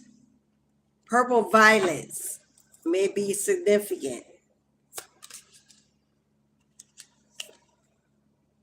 Answers appear when you release the questions. When you release the need to know is when it shows up. When you're no longer asking is when it's seeking you. What they say, sometimes when you don't chase, you attract is when it comes. When you're not seeking it, it seeks you. You're creating a you that you will be proud of. And life isn't a sprint. It's a long race. And you're not in it just to win. You're also in it to be happy, healthy, and wise. Don't run a race to get to the finish line, because there's no one else in your lane but you. Ain't nobody gonna beat you to the finish line. You're the only one in it. So slow down, go at a steady pace, a comfortable pace. Don't be afraid to stop and smell the roses along the way. Enjoy the environment, the energy around you, because you are a little guarded. Spirit wants you to get out, get amongst, socialize, make new friends, engage in new opportunities, new adventures. We want to pull back on materialism, maybe focused a little bit too much on money, not having enough fun, not being playful, not being spontaneous, not being impulsive. Because the money coming. The The money is already destined. The money is already destined. In the meantime, massages, day spas, vacations, taking yourself out to the movies, out to dinner, living life, going to the museum, watching a show, watching a comedy, laugh a little, gather together with gathering, having some fun, maybe breaking away from the 9 to 5 for a while, even if it's on your own, taking some time to have some fun. Enjoy. Spring is coming. Botanical gardens. Go see the new blooms. Go see the grass grow. Go by the water, feel it warm. Come away from the material world for a minute and tap in to the spiritual you. Tap into the spiritual, because the money is already coming, boo. You've already planted the seeds. The foundation is already done. The work you do is about to speak for you. The opportunity is coming in. But in the meantime, have some fun. Have some fun. Live it up, girl. Get out there, go dancing. Put on your new sexy dress and your high heel shoes. And get out there and have some fun. Because that's what God wants for you. Before you receive the spoils of your labor, He also wants you to remember to have some fun. Your higher self wants to play. Go play. All right, beloved. Ski. That is your reading. Thank you, beloved. Now, Shay. Julia, you're up next, goddess. You also got angel number 211. You got 1111. Support, stability, foundations. You got the number 4, divine protection, divine guidance.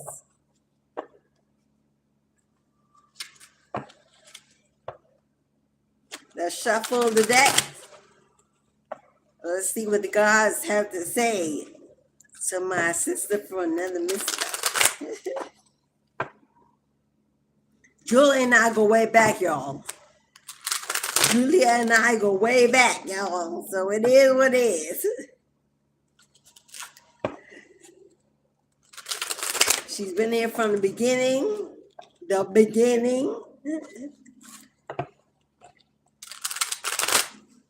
I got nothing but love for you, honey. All right, Julia, let's get your timestamp.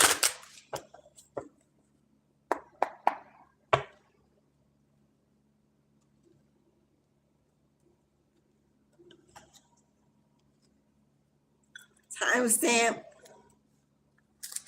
158 54.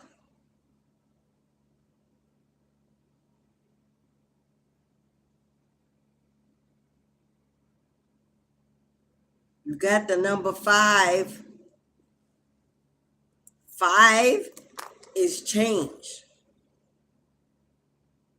5 is change. An unexpected change. An unexpected change. 5 and 9. 5 and 4 and 9. 9 is a breakthrough. There's about to be a change in the form of a breakthrough. Okay, Spirit. This is for Julia.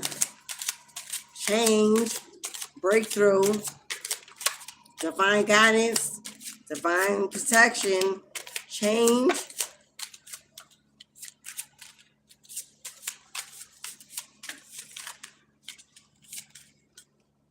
Okay.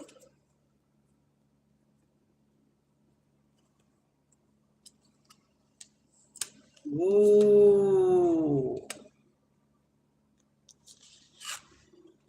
Uh-oh.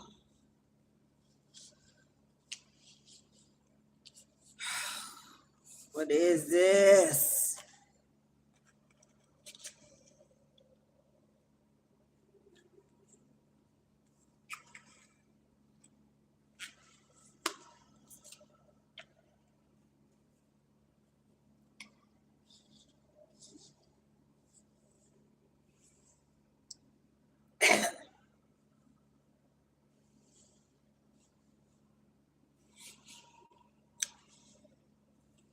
Shirley, what the hell going on, girl?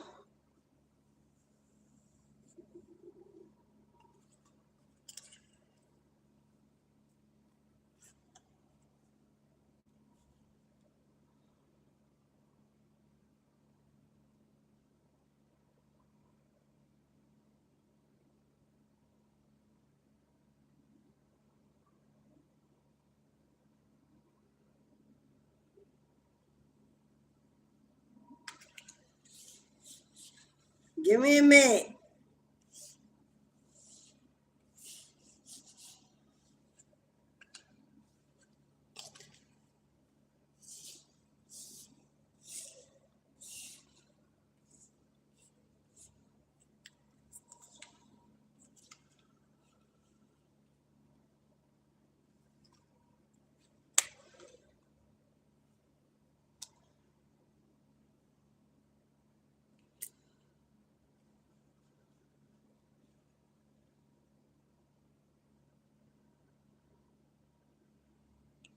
Okay.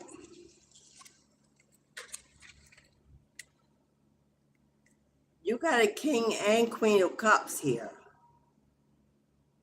You got a King and Queen of Cups that came out side by side. Now this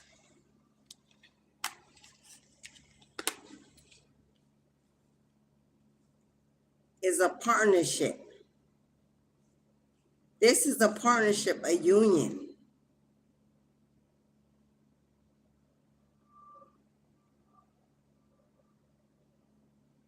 I'm getting soulmate energy. I'm getting soulmate energy. And I'm getting you in the energy of feeling unsure. Juggling between. Or hey, wait a minute. Juliet, wait a minute. Because we got the devil here. With the Knight of Swords.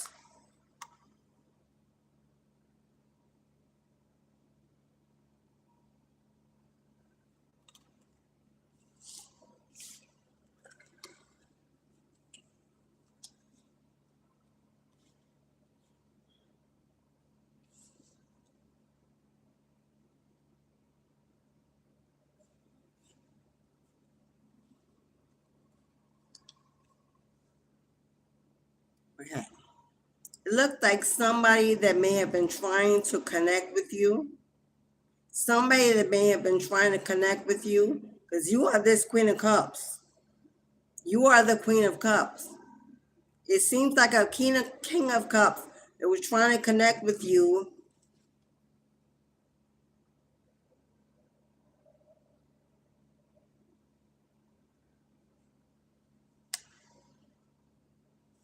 Okay. It appears that right now you may be having some issues with finance. Right now, if you are having issues with finance, because the Five of Coins is lack. If you've been worrying, it seems like you're worried about lack. That you're going back and forth in your head, worried and anxiety about security, which is why the number 1111. You could be worried about stability. You could be worried about security. Because maybe you've had a change in your financial situation. And now maybe you feel like you're juggling, living from check to check, where maybe in the past you had more abundance. And maybe now you're feeling a little scarcity, a little lack. It's giving you some anxiety. Maybe having you feeling a little stuck. Maybe having you feel a little stuck energy. God is telling you need to surrender. God is saying you need to surrender and step back. Because you take a good look, you actually have a lot more than you see yourself having. It's devil energy coming out with the Knight of Swords. It could be you believing that the reasons you are in lack or going through some scarcity right now or some decrease of finances because you believe that you're receiving some spiritual warfare. You think there's some outside source that is attacking you. You believe there is some outside source that's attacking your money. Maybe have some kind of toxic mindset to being addicted to the belief that everything negative that goes on has to do with someone else sending it to you. And God's asking you to walk away from that mentality and understand that you're in a temporary season. This is not forever, because you're going from the Nine of Pentacles, which you're currently in, independent, secure, self-reliant, and the money is growing. It's growing steadily. It may not be growing as fast as you like, but the money is steady. Because you're going from the Nine of Pentacles to the Ten of Pentacles to the Ace of Pentacles. Come on now. This is major arcana. This is your destiny to be wealthy. It is your destiny to be wealthy. Divine protection number 4, the universe takes care of you. The universe takes care of you. This is generational wealth. Whatever generational wealth was not spent by your ancestors while they were living is being promised to you. You will never be lacking. You will never be poor. You will never go homeless. But you may be stuck in the past energy of fear of going back to being without, and believing that there's some outside energy constantly waging a war against you to keep you in lack, stuck. It's a confusion mindset. It's an illusion within your own mind. Spirit wants you to move on away from that. Look at you. You're standing on a fertile foundation of green pastures. Ancestors holding you up on either side. Divine protection and divine guidance at your sides. Carrying you, holding you, assuring you that you will always fall on a strong, fertile foundation. You will lack nothing. It is your destiny to live in wealth. You come from a very, very royal, you come from a very royal bloodline. And you are destined to be wealthy. So you need to come up out of that mindset that someone else is holding you back. There is no one else. It will not be allowed by the universe. You are divinely protected. It will not be allowed by the universe for anyone to take what is yours. Walk away from this addictive mentality, this toxic mentality that you're always being attacked, because you are not. It's what's keeping you in this lack mindset, the belief that someone can take away what is already yours. It can't be done. It cannot be done. That's Queen of Cups and King of Cups. Now that I received this download. You are the Queen of Cups as we speak. Standing in this Nine of Pentacles energy, single, attractive, independent, nurtured, protected. Look at your bloodline watches over you day and night like a hawk. You got the red canary. You were never alone. They will not ever allow anyone to take your inheritance. Cannot be stolen. Your inheritance cannot be stolen. It's sure.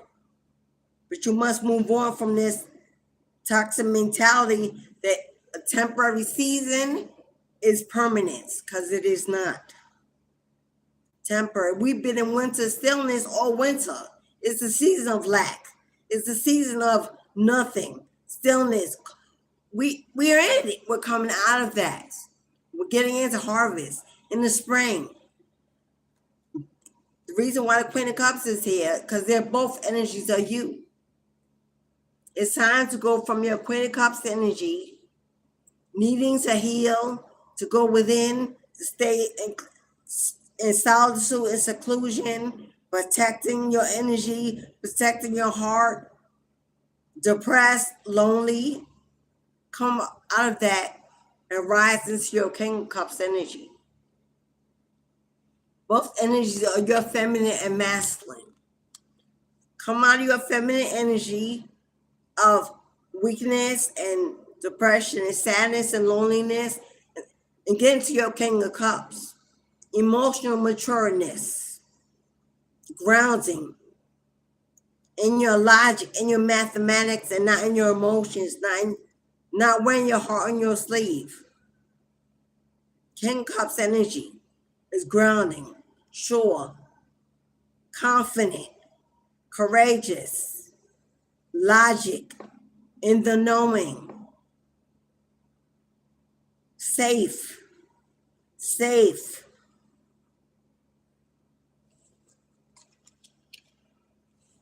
And all is well and will end well in your neck of the woods. All is well and will end well in your neck of the woods. What your future higher self would like to say to you?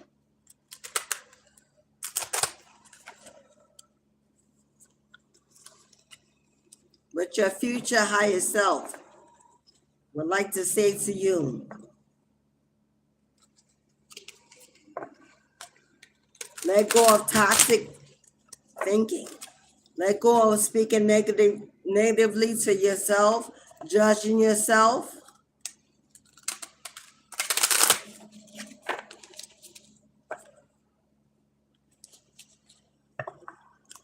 You're not in the wrong direction. You have not made the wrong choice or made a wrong turn. You're walking in divine timing. That's out of your hands. And while you do, enjoy the blessings you have. But according to the Nine of Pentacles, you have a lot to be grateful for. A lot. Nine of Pentacles energy is freedom, confidence, courage, future higher self. What would your future higher self say to you? Future higher self. You are never lost, but only forging a new path to a new world. You are never lost. You are simply moving in a new direction, and it's unfamiliar. And so you're a little afraid because you don't see the ending. You don't see the light at the end of the tunnel. But you are not meant to see, you are meant to trust. Everyone you meet is another part of you that wants to be loved. Hello? What you see, what you're experiencing in other people, or what is going on in you. If you meet people that are angry all the time, if you meet people that are afraid all the time, if you meet whatever people you are coming in contact with that you may be having problems with or disagreements with or battling with, look within. Because God is sending you exactly the energy you're in and putting it in front of you so you can see yourself and make a change. Everyone you meet is another part of you that wants to be loved. You're looking for a soulmate, and there's a soulmate looking for you. If you're mostly worried about what you don't have, you will not see what you can have. God is standing right in front of you. Let go of the fear that everyone around you wants to use you, wants to take from you, because then that's all you will see. And you will miss the love that simply wants to love you. No one is perfect. Everyone comes with their own little baggage. Everyone is out here still healing from the last, unfortunately. But if you are, that's exactly what you're going to meet. If you're healing, you're going to meet someone healing. So don't expect to meet someone totally prepared if we are not totally prepared ourselves. Meet people exactly where they are, because that's exactly where you are. And find someone that you can work on yourself with, and so can they. And you can work it out together, because nothing will come perfect and ready-made. That's once in a lifetime. It ain't for most of us. Okay, beloved? That is your reading. Ashe. Ashe and Ashe. Keep your heart open. Let go of the past. Everything that's happening is not the past returning. Because that's impossible, by the way. See everything as a new experience. Take it in as something brand new. Don't place old memories onto it. Allow it time to manifest exactly as it should. And have some fun. Have some fun. Spring is coming. Let's have some fun. Put away the old and have some fun. Let's rest for a minute and allow ourselves to live for a season. Can we just do that for a change and not attach everything to it? Everything comes to our door. We don't have to attach an agenda to it as soon as we see it. Let's just see it, enjoy it, and have some fun. Even if it don't stay, oh well, it was fun while it did. Can we just do that for a season? We don't need to attach a lifetime of everything as soon as we see it. And already we're putting weight on it, and expectations on it, and restrictions on it. Can we just see it, enjoy it, have some fun, build good memories, good experiences, and clean out our old baggage of the old ones? And that's it, with no agenda. With no agenda. If you have to attach an agenda to everything you meet and everyone, then you're not ready to be with nobody. You're still living in the past, still wanting the past to come back better, to manifest better. They ain't your past. They ain't that person. They didn't do those things. They were not even a part of that memory. Let's stop putting old expectations on a new person that don't know nothing about what's going on up in here. Trying to fill a void they don't even know nothing about. So they make the slightest little, and automatically now they karmic. Their issue. They don't even know what's going on up here. Because a lot of people ain't good communicators. They don't even know. They just came in, saw you, liked your energy, wanted to have some fun. But you up in here. And they don't even know that they done stepped on a landmine, a ticket bomb. Let's breathe, my love. Breathe for a minute. Quiet the storm. Take it easy. Life goes on. Have some fun in the sun. And who cares about him, her, or them, or what went on? You were rescued, pulled away from, removed. So let it go, let it blow, and stay where it belongs. You want to carry the past around with you like a crutch, baggage for survival, or I don't know what? Feel free to do so. And this entire year will be just like last year, and so on. And there's no one else to blame. Because God said, let it go and let me. Let go and let go. I got it. And you're saying, but what if? But what if?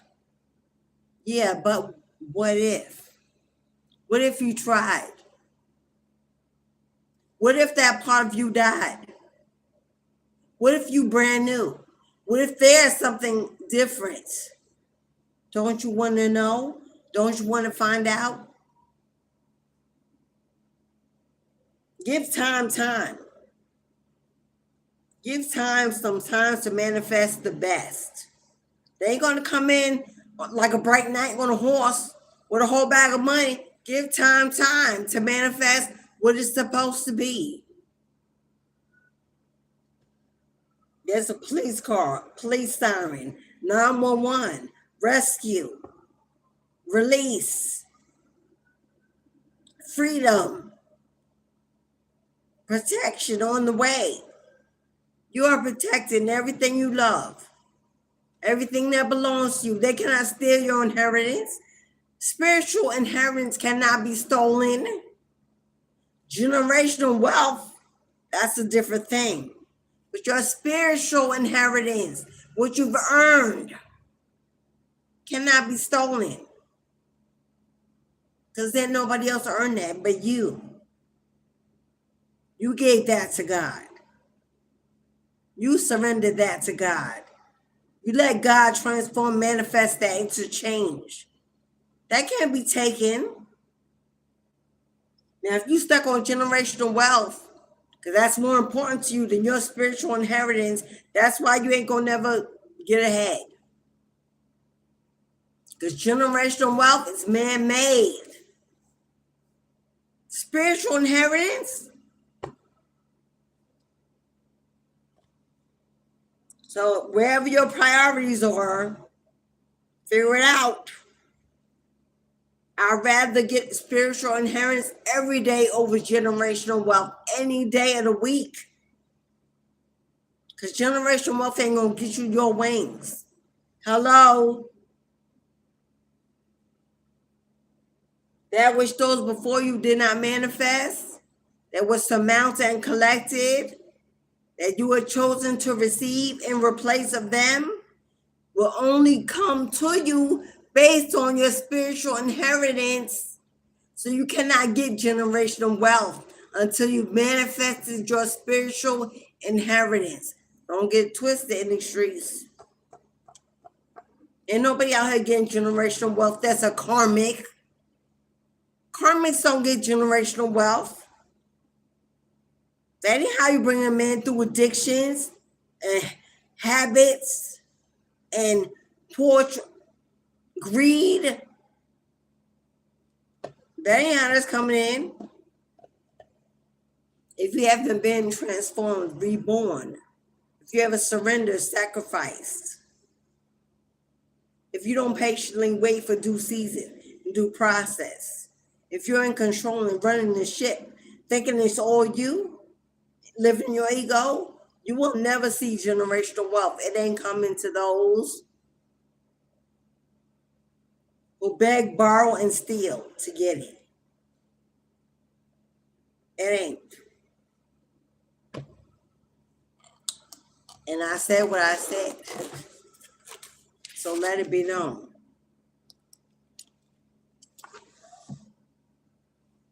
All right, beloveds. This is the last and final call. The last and final call. Before I close the gate, I just saw angel number 922. Angel number 922. I don't know who that's for, but this is the last and final call. Before I close the gate, close the door for today. If you would like a live personal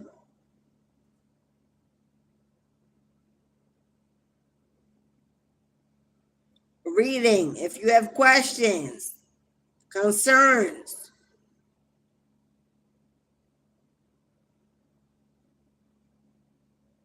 last call. I'll put the Cashapp and the PayPal in the chat. It's the last time to come through the door to get your reading.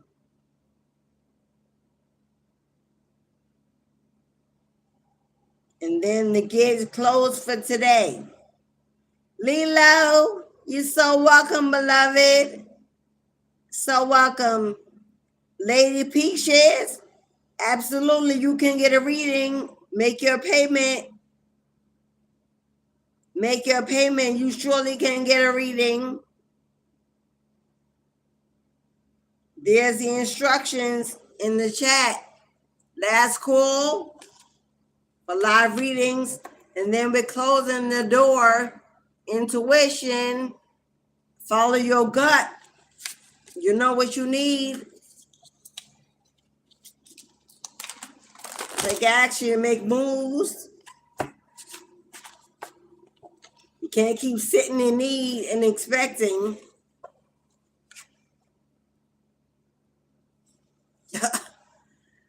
Who that? Who the karmic home wrecker in the chat? We got a karmic home wrecker in the chat. Spirit see you, karma see you, hiding from nothing. But they said there's a karmic home wrecker either in the chat or watching from the outside.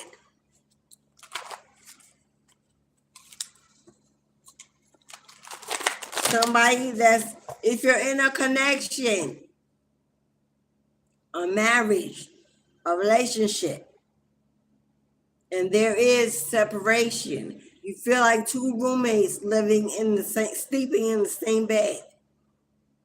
If there's a lack of honesty, transparency, and communication, if you already feel in your guts, whether or not you're in denial, that's not the question. If your gut knows that something ain't right, that somebody's sneaking around, they don't have to be in this person's bed, but they could be in their energy on their phone, chatting, Zooming, FaceTiming, whatever. You ain't confused. You ain't dumb. There is a karmic home wrecker in your business, in your connection. Open your mouth and ask the hard questions now before you regret it.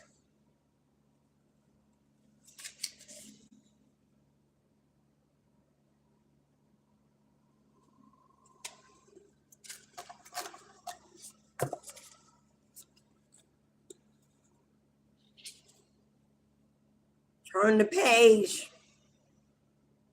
Turn the page. If you're stuck in the past, you're stuck reading an old book, an old story, an old memory, whatever it is. If you keep if you keep living and reliving the same old karmic story, karmic energy, expecting a brand new outcome, it ain't gonna happen. Have the conversation. If it happened before and it's happening again, you know what the outcome is going to be, my friend. Have the conversation now. Gather your strength. Do what you need to do. Because make no mistake. Whatever you're feeling, whatever you're thinking is real. Don't let them, what is the word I'm talking? Don't let them play on your mind and your emotions that you are somehow crazy, can't forgive, won't let go of the past. Whatever, boo. That is them trying to persuade and manipulate you so they could continue hiding, lying, sneaking, and playing around with your emotions. You ain't crazy. You ain't crazy. You ain't confused. It is exactly what it is. And you better find out for sure. And if you're wrong, so what? Ain't no harm in asking. If they love you, they will understand you need. Hello, if you need it, you need assurance, you need confirmation. If they love you, they will know that you're still healing. And they'll give it to you freely. But the resistance, the manipulation, they lying. If as soon as you ask, it's an argument. If as soon as you ask, it's an argument, a disagreement, they walking away. Now you stuck, depressed, confused, in your emotions, afraid that you shouldn't have asked, that you made it worse. They lying. They're manipulating you. Because a person that is confident, that ain't doing shit, that will chuckle and laugh and apologize, baby, it's all good. I understand. Let's talk about it. What can I do to help? That is how you should be receiving the energy. If you get, and you know what I'm talking about. If you're getting that okie doke, they're doing exactly what you think they're doing. And if you choose to stay in it for whatever reasons, you got free will. You see that orb? If you choose to stay in it for whatever reason, you better be ready to take your L's, to handle your shit like a big boy, big girl. Because denial does not stop karma from having her way. You can act like you don't know, play like you don't know, refuse to deal, to ask, to reflect, to handle it. It do not mean that it ain't going to manifest exactly how karma says it's going to go. So when the shit hit the fan and the tower moment breaks, don't be crying, don't be shocked, don't be confused. Take your L, because you stood there waiting for it. Change your life, change your mind, and start a new day, and it's okay. But you know, I don't go crying wolf. None of that.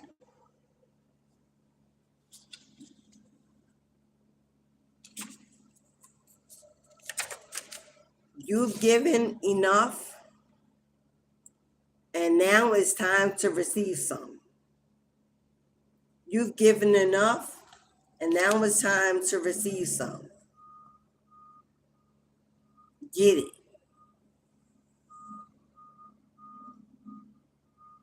Period.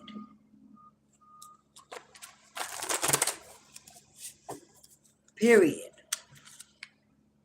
Because a lot of people out there, they know, you know what's going on, refusing to deal with it, and what? You think it's going to go away? No, it won't. Okay, beloved, you're number 3. Thank you, beloved Oscar. Oh my God. God rest his soul. That was my former father-in-law's name. God rest in peace, Oscar. Number 3, Oscar in the house. I love when the masculine energy comes through. Oscar, you have the energy number of number. How we get 3 4s in a row? Your energy reading is also number 4. The first 2 were 4. We got 4, 4, 4. Archangel Michael is in the house. Your energy is also 4, divine protection and divine guidance. 1111, support, stability. So let's see what the gods have to say for Oscar. Thank you, beloved, for your reading. I don't know, for some reason, Oscar, for some reason, I'm cleansing my cards. So what's going on, Oscar? Let's find out. Cleansing the energy. That smells so good.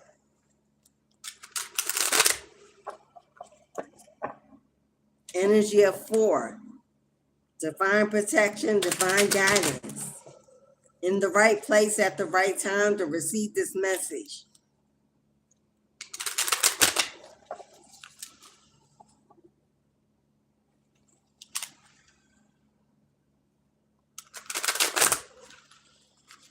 Oscar was my father-in-law. He passed away. He was an alcoholic. He faced that addiction when he passed away.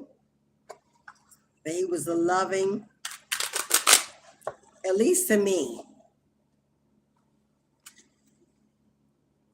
He was to me, not to my husband, which was his stepson, but to me, he was.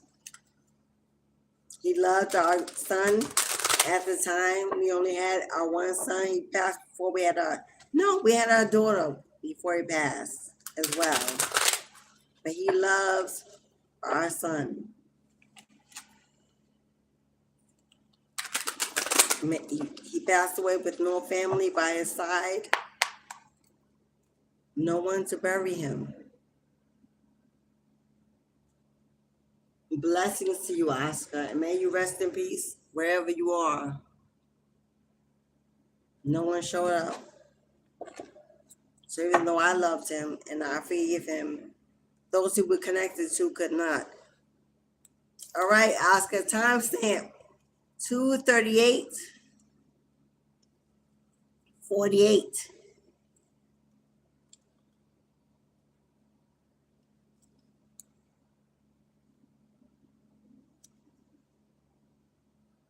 Oh, you got the number 7, Oscar. I don't know. Come on now. You also got angel number 211 and 1112. All your synchronicity numbers are in 1s and 2s. 211, 1112, 1111, 212.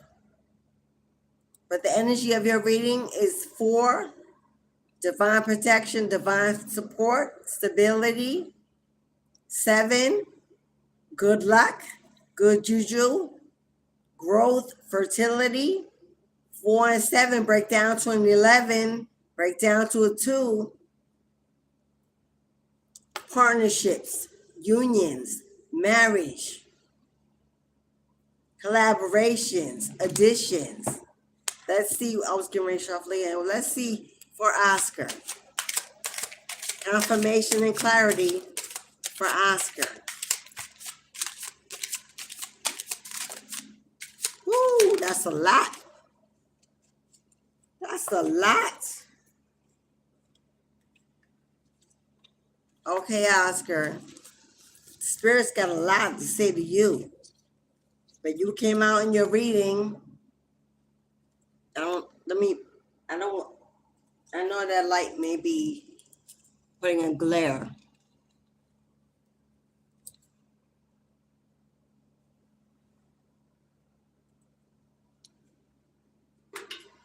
You came out in your reading, beloved.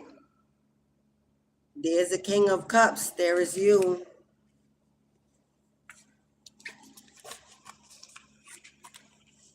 So let's see what's going on.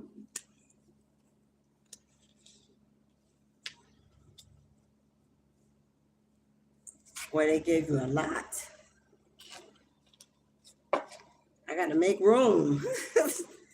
Oh, okay, Oscar.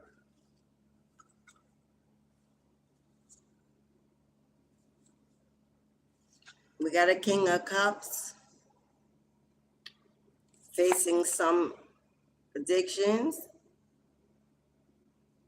something toxic that you're connected to, connected with, feeling stuck, unable to move, bound by something, trapped and held by something in your energy. King of Wands. This could be, and I'm going to be transparent, this could be a toxic addiction to a sexual nature, something that you're led through by your flesh.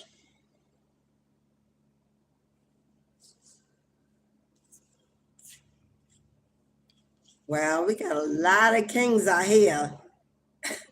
We got the King of Cups, the King of Wands, and the King of Swords.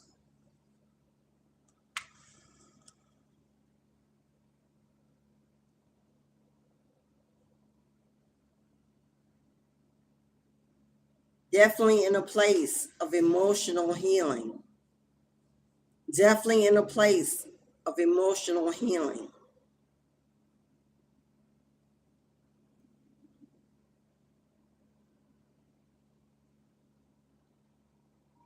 You could be going through a transformation. You could be going through a transformation.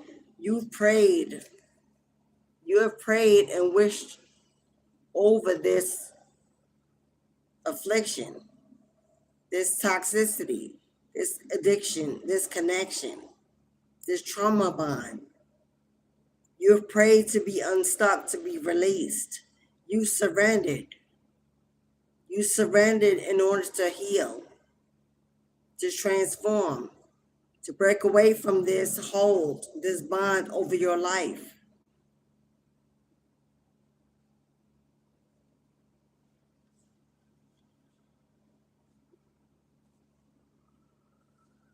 I do see you moving on. I do see you moving on. At least possibly relocating, possibly picking up and moving and relocating to heal, to break away from these addictions, these toxic connections.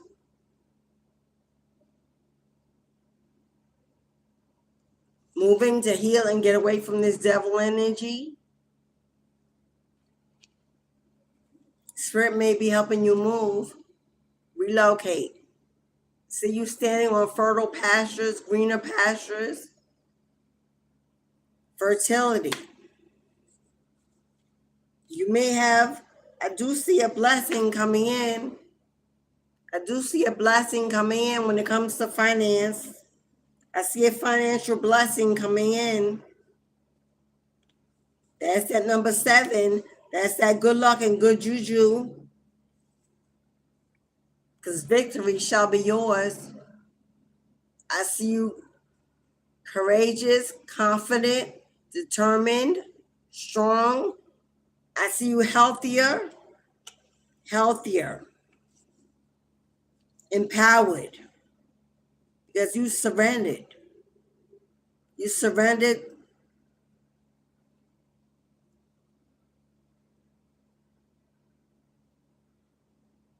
This connection, this addiction, this toxicity, this trauma, whether this be a person, a substance, a person and a substance, a person you were connected to based on that addiction, a common toxic energy.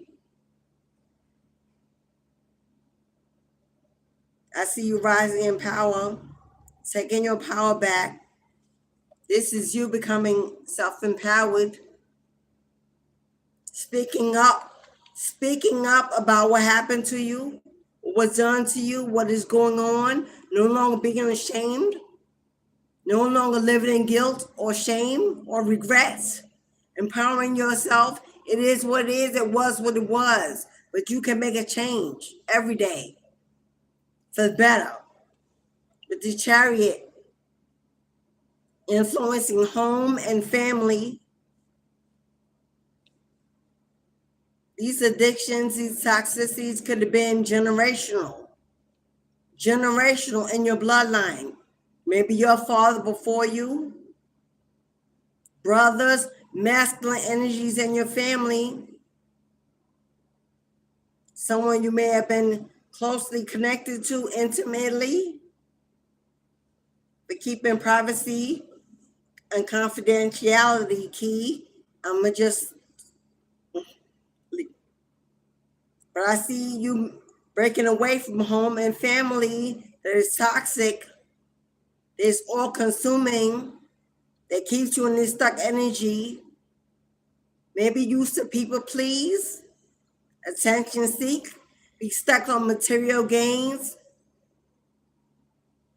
But now you are standing in your own power, speaking up for yourself, making a change, making the difference, and it's looking good on you. Transforming yourself into a king, a god, divine being. Brings in prosperity, brings in blessings, brings in rewards, your health healing, your mental state healing. That's been a tough fight. It's been a tough fight, a tough battle. Because people around you want you to stay exactly where you've been. Stay stuck. Stay karmic. Stay toxic. But you know you had to get up, shake it off, grow up, move on. Your life depended on it. You want it to be different. You want to live different. You want to be happy. You want to be on your own, independent, away from family, away from... You're about to take the journey less traveled. You're about to take the journey less traveled. But you can rest assured. You can rest assured it will be victorious. You will receive a breakthrough. You will live the life you have been looking for. Away from family, away from toxic connections, away from codependency, away from trauma. Chariot is forward movement, determination, willpower to stand up, get up, speak your truth, live in your truth, move on. No longer wearing your heart on your sleeves, no longer being manipulated, used and abused. Now you think in a mathematical logic state of mind. And because of it, because of the surrender, because of the sacrifice, because of the change, you're manifesting good luck, good juju, financial increase, a gift, a blessing, a reward from the universe. We will take cards from your future higher self. What your future higher self wants to say to you on this new journey, on this new path. Making a commitment to be a healthier you, to be a stronger you. To walk away from childhood trauma. To walk away from excuses. To walk away from people putting nooses around your neck. To be free. To live happily. But you're definitely going to have to move away from everything you know and everyone you know to find your better life.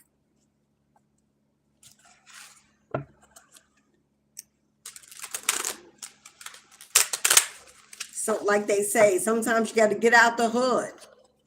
But the hood won't get out of you.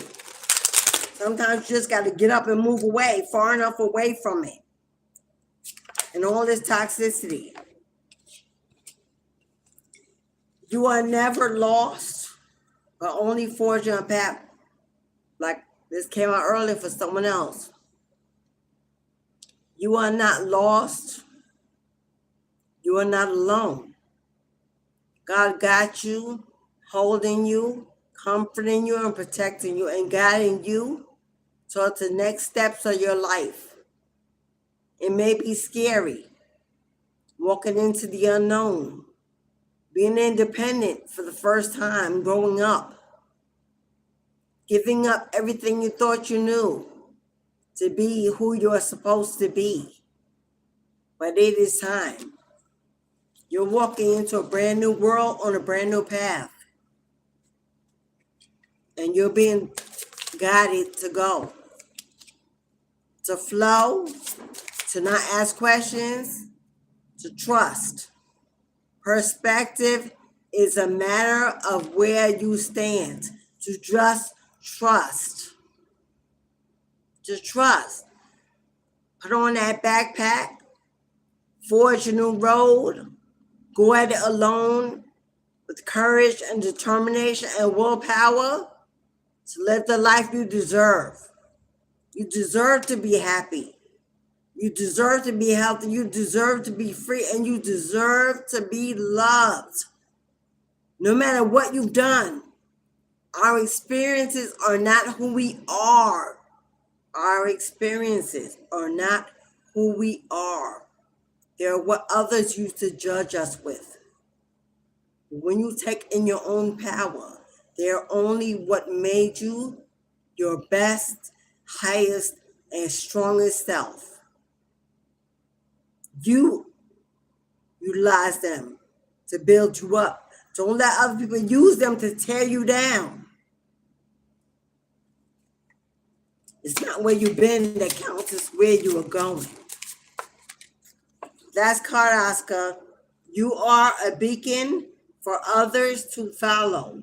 So don't hide the bright light that you are. Chosen, anointed, forged in the fire. You're here to serve a purpose greater than you have ever discovered so far, but it's time to now discover who you are, why you are here, bar none. No one can judge you but the hands of God. And God says you are beautiful, blessed, favored, protected, anointed. Forget what they say. Who cares? You know who you are. Live in that truth. And let it build your fortune and your future. Ashe, Ashe, and Ashe. Oscar, my heart, my love is with you all the way. All the way, King. Go be the God you were meant to be. Your true tribe. Your true tribe, your true family. We'll meet you at the meeting place. And you will never again wonder why you left them all behind. Because they are not going where you were going. Be well, my love. I'm always available for extended readings, personal bookings through my website. Thank you all for your donations, your bookings, your generosity, your kindness, hitting that like button, which is for free, subscribing, joining the family, consider joining my Tribe Soul Family membership group on this channel. If you're looking for a place, for a space, for a family, we are building, we're growing, we're scheduling. We're not just doing YouTube. That ain't what this family about. This family ain't about just YouTube. We're getting past winter. We're about to get out. Get together. If you're looking for common energies, supportive, loving, real, trustworthy, consider joining my Tribe Soul family on the channel. As we grow, we will emerge upon one another. Yes. Thank you all and everyone. Let me check, because I want to leave no one behind. No one gets left behind. So let me make sure. Y'all know with PayPal, I can leave someone behind.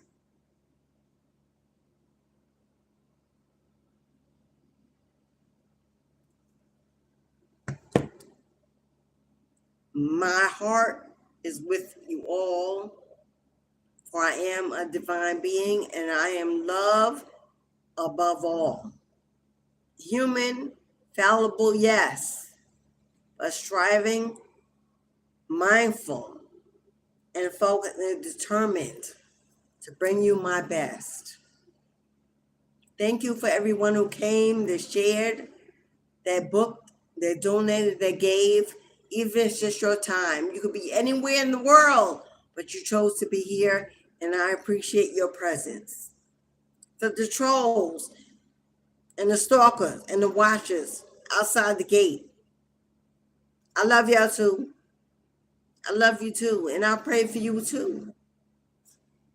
We all have been where you've been. We all are striving. Well, we're not all. Well, most of us are striving to be different. You be that difference. Why not? Like I said, my online spiritual shop link is in the box below. All of me is in my spiritual shop online. My services, my products, my other social media apps, my links, my Amazon wish list, my stores. If you go to my spiritual website, my divinityhouse.shop, this is my link to my spiritual shop online.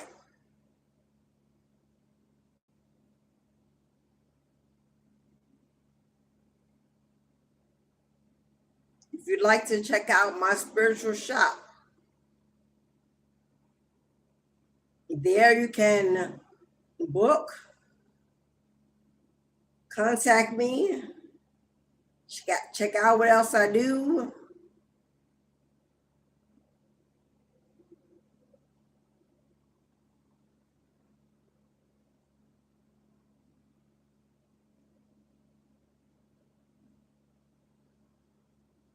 That is my online spiritual shop. So if you're interested in going and checking it out, that is my website to my spiritual online shop.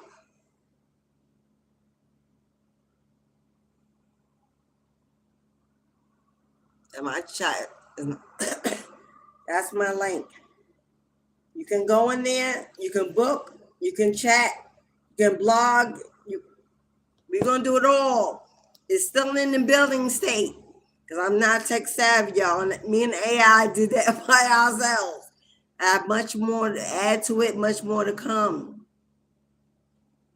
Cord cutting, court case, return to sender, unity work, and a connection and relationship. I do love work. I do rebonding, reconciliation. I do addiction. Whatever you need. I'm a certified holistic wellness counselor. So I have many years of service working with all kinds of niches in the healthcare industry, and especially mental health and addiction. So whatever you need, go to my website If you don't see a service that you're interested in, please email me. If you do not see a service on my website that you're interested in, please send me an email. It doesn't mean it's not offered. The website is still being built. I may not have just put it on there yet. Okay? My mentorship. I know it's a one-time payment, but I do offer payment plans. So if you're interested in a mentorship, email me if you want to do a payment plan. And we can work it out. So don't all of a sudden see it and be like, email me. If there's a will, there's a way. Take ownership. Take ownership. Take leadership of your life. And don't just walk away at the first. Okay? Get what you want, get what you need. And don't take no for an answer until you do. All right, beloveds, as within, so without, as above, so below. We will it, we command it, we say it is to be so. Thank you all and everyone. I'm on again. I know I'm not supposed to be here Tuesdays, so I don't know if I'm Tuesday's supposed to be my day off.